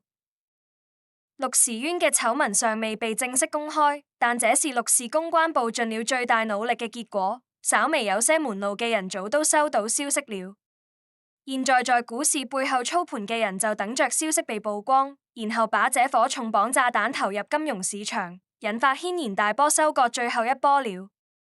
這對陸氏集團無疑是個大傷害。可奇怪嘅是，除了公關部還在掙扎，早就沒人努力了。就像是旗下各公司嘅負責人都在等散貨了似的。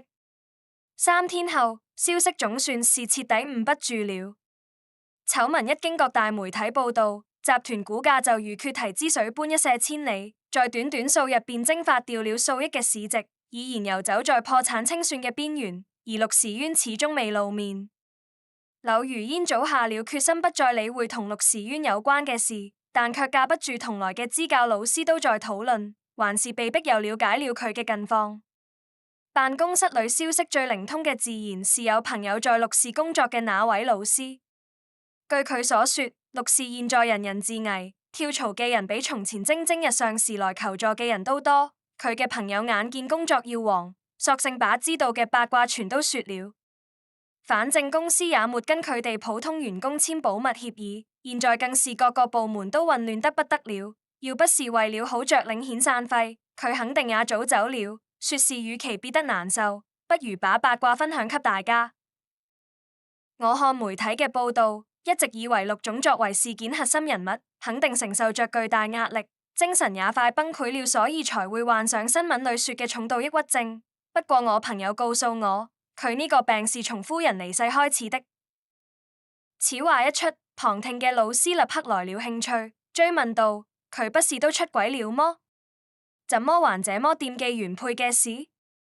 千萬別在這裏演人死才知情深嘅故事，有點太惡心人了。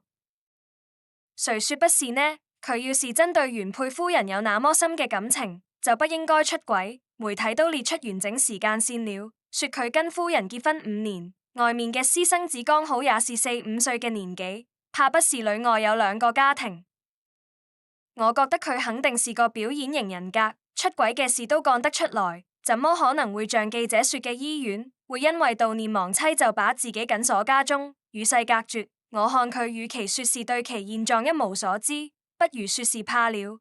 眾人討論得熱火朝天，見柳如煙始終沒有參與進來，而且還魂不守舍嘅關切嘅問：黎老師，你不會也買了陸氏嘅股票吧？臉色怎麼這麼難看？沒有。柳如煙生怕被看出端倪，認出身份，順手拿起杯子說：我最近有點感冒，想去倒點水喝。佢快步出了辦公室，往開水房嘅方向走去。幾個同事看着佢嘅背影面面相覷，直到有人若有所思嘅說了句：我怎麼覺得黎老師嘅背影看起來跟媒體報出嘅陸氏原本嘅總裁夫人嘅背影有點像？不會吧？那位夫人嘅職業是畫家，黎老師資料上寫嘅是英語老師，你們就別亂猜了。也許佢也有朋友在陸氏工作吧。柳如煙將這些議論聲盡數甩在身後，以為這樣就能穩住心神，但接水時指尖一戰，還是不受控制嘅讓瓷杯掉到了地上，瓷片飛濺着掉在滾燙嘅熱水裏，散落得到處都是。柳如煙躲閃不及，手背也被燙了一下。正當佢手忙腳亂嘅要彎腰去撿之時，路過嘅傅謙快步走過來阻攔道：我來吧，你這樣會傷到手的。佢攔住了佢嘅動作，沒關係，我自己收拾就好。柳如煙沒想到會被佢撞見這樣狼狽嘅場景，尷尬得找地縫鑽進去的心都有。倒是傅謙完全不覺得有什麼，佢找來掃院子用嘅調酒和簸箕，一邊打掃相對大塊嘅瓷片，一邊說：黎老師，你不用這麼客氣，我來收拾嘅話，至少不會再受二次傷害。佢看了眼柳如煙已經被燙紅嘅手背，又提醒道：你先去用冷水沖一會兒吧，不然會起水泡，影響上課時嘅板書。多謝。柳如煙聽說事關下午嘅課，連忙去到外面用水泥砌嘅洗手台旁邊，用冷水沖洗了一番被燙紅嘅手背，等沒那麼痛了才回去向傅謙道歉。此時傅謙正蹲在地上，小心翼翼地用抹布收拾那些細小到會被調找落下嘅碎片。佢為人細緻，就連這樣嘅小事都會記得收尾。這樣嘅人大概永遠也做不出顧頭不顧尾，最終傷害到所有人嘅事。柳如煙默默嘅站在門邊看了佢一會兒，愈發覺得來這裏支教嘅決定正確無比。佢從前嘅世界太小，只有走出來才會發現，原來天大地大，只把自己限定在一畝三分地裏才是最愚蠢嘅決定。傅謙處理完了碎片，見柳如煙就站在背後看佢，倒也沒覺得不好意思。佢神態自若嘅把有傷人風險嘅抹布扔進垃圾桶，又對柳如煙說：你等我一會兒。柳如煙沒有拒絕嘅理由，索性就答應了下來。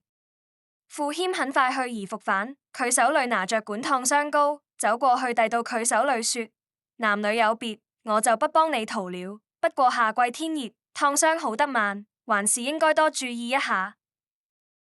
佢對除柳如煙嘅燙傷以外嘅事全都隻字不提，仿佛沒發現任何端倪。柳如煙感激之餘也有些好奇，佢問：其他人都在討論跟陸氏有關嘅新聞，你就半點興趣都沒有麼？經過這段時間以來嘅觀察，佢發現傅謙不僅有着敏銳嘅洞察力，心思也相當細膩，其他同事都有所察覺嘅事，佢不可能連半點不對勁嘅地方都沒發現。當然也有。傅謙坦誠回答完佢嘅疑問，又問了句：能告訴我你為什麼會這麼問嗎？柳如煙如實道：我想知道自己到底還能在這裏待多久。如果說傅謙先前只是隱約猜到佢同陸氏集團之間存在千絲萬縷嘅聯繫，那麼現在嘅佢就已經能夠確認這一點了。不過佢並未拆穿，而是寬慰道：黎老師，我希望你能待到想離開嘅那天。呢個稱呼代表了佢嘅態度，佢不在乎柳如煙到底是誰，從前又經歷過些什麼，在佢看來，佢就只是深受學生們喜愛嘅黎老師而已。新聞都有時效性，陸氏嘅八卦再引人矚目，終究也會讓看客感到倦怠。大約2個月後，這則新聞就再也無人提起了，而柳如煙有驚無險嘅度過了這次風波，也即將迎來佢支教後嘅第一個暑假。宿舍裏嘅支教老師高高興興嘅收拾着行李，相約下個學期見面時給彼此分享家鄉嘅特產。有幾位老師嘅家就臨市，索性約了一起去趕車。一片熱鬧中，唯有柳如煙格格不入，佢怕被問起跟家鄉有關嘅事，索性提前躲去了院子裏。傅謙剛好過來找佢，見佢就在宿舍外面坐着，倒也省去了敲異性宿舍門嘅尷尬。佢關切嘅問：黎老師，你想好要去哪兒了麼？我打算外出旅行。鄉村小學並不具備在假期讓老師們留宿嘅條件。柳如煙其實是無處可去，聽到傅謙這麼說，靈機一動道：那可真是巧了，我也打算去旅行，只是還沒想好去哪兒。傅謙順勢在佢身邊嘅長椅上坐了下來，佢同佢聊了一會兒，見佢漫無目的，熱情嘅發出邀請道：我們一起去市玩怎麼樣？2個人結伴出遊總比1個人來得有意思，就當是做個伴。佢是個溫柔嘅人，對無處可去嘅柳如煙來說有着令佢感到安心嘅魔力。況且佢從未去過市，確實也想親眼看看更廣闊嘅世界。2個結伴出發，坐了快1天嘅車才抵達機場。傅謙個高腿長，早就在車裏快被顛散架了，但佢還是不忘照顧體力上相對弱勢嘅柳如煙，主動接過佢嘅行李箱，放到行李車上一併推行道。既然一個行李車放得上，就不用再推一個了。你倒是很會替機場節省。柳如煙揉了揉酸痛嘅手腕，佢知道佢不過是在找藉口而已，可是並沒有拆穿。兩人見時間還早，沒有選擇立刻過安檢，而是先在外面嘅休息區坐下，想要休整一番。旁邊座位上嘅小女孩以為佢哋是情侶，先是歪着腦袋看了一會兒，然後用脆生生嘅童聲說了句道：哇，姐姐，你長得真漂亮。柳如煙側目望去，見誇獎佢嘅是個還在上幼兒園嘅小女孩，微微一笑道：多謝，姐姐覺得你也很可愛。小女孩個性外向，非常自來熟嘅又撇嘴道：旁邊嘅叔叔沒有你好看。柳如煙被這番天真言語逗笑了，幫着傅謙解釋說：叔叔奔波了一天，是累成這樣的，佢本來也還是挺帥的。傅謙跟着也笑了，他是姐姐，我就是叔叔了。小朋友，我看起來有那麼老麼？兩個大人跟一個小孩就這麼聊上了。等小女孩嘅媽媽取完登機牌回來，已經是聊得熱火朝天了。佢連忙喚住自家孩子說：不可以這麼沒禮貌。話音剛說到一半就戛然而止，是佢終於看清了柳如煙嘅面容。下一秒，兩人面面相覷。是都不知道是否要先開口說第一句話。柳如煙先回過神來同佢打招呼：李女士，好久不見。小女孩嘅媽媽姓李，是陸時淵手下骨幹員工嘅妻子。他們曾在過去5年間見過許多次，不是說一句認錯了就能糊弄過去嘅。李女士短暫嘅恍惚了一瞬，隨即面露欣慰道：陸太，不，柳小姐，你還活着真是太好了。陸總嘅那些事大家已經都知道了，現在我先生跳槽去了南方嘅公司，我也要帶孩子過去了。沒想到從前風光無限嘅陸氏這麼快就淪落到了人走茶涼嘅地步，就連深受陸時淵信賴嘅骨幹技術人員都要走了。柳如煙發自內心嘅祝福道：一家人團聚是好事，祝你們幸福。李女士衷心道謝，又問：柳小姐這趟是打算回去麼？不，我同陸氏已經沒有任何聯繫了。柳如煙話鋒一轉，神色誠懇嘅拜託道：我有件事需要拜託你，能不能不要告訴別人我還活着，包括你丈夫在內。從前種種譬如昨日死，佢無論如何都不想再回望了。李女士毫不猶豫嘅就答應了，佢笑着看向柳如煙和旁邊嘅傅謙，回以同樣嘅善意道：大家都是女人，所以才能理解彼此嘅心情。你放心，我會幫你保守呢個秘密。柳如煙心念一動，默契嘅沒有再跟李女士閒聊，而是同佢嘅女兒揮手說了再見，便坐回到了傅謙身邊。傅謙朝着就跟沒事人似的，佢遊覽着網上嘅攻略問：我看到有家早餐很不錯，明早你能起來的話，我們可以一起去嘗嘗。柳如煙吶喊咁看向佢：你就沒有什麼要問我嘅話麼？轉身之際，佢就做好了解答佢疑惑嘅準備，可佢嘅反應委實是出乎預料。傅謙只是說：對我而言，你就只是黎老師而已。至於你嘅過去，則是你一個人的秘密。你願意跟我分享的話，我當然也想傾聽。但如果你不願意，那我就不問。這番話深深嘅打動了柳如煙，佢像講故事一樣，坦誠地把從前嘅經歷都告訴了傅謙，包括那場失敗嘅婚姻。傅謙默默良久，溫聲道：你一定受了很多委屈。柳如煙眼眶一紅，偏過臉去看向機場大屏上嘅廣告，喃喃道：都過去了，你還有別的想問的麼？擇日不如撞日，也許過了今天，我就不想講了。有些話總藏在心裏也不是辦法，倒不如像這樣講個痛快，權當是找人分擔佢嘅秘密。有的。傅謙凝望着佢，目光平靜而深邃。良久之後，佢輕聲問：我想知道你現在還相信愛情麼？柳如煙只猶豫了一瞬，便動作緩慢而堅決咁搖頭說：不信了，再信就是傻子了。傅謙微微手，將眸底失望藏了起來，但僅僅過去片刻，佢就又開口鼓勵道：既然如此，那你就隨心所欲地去做想做嘅事吧，無論何時何地，我都會一直陪伴在你身邊。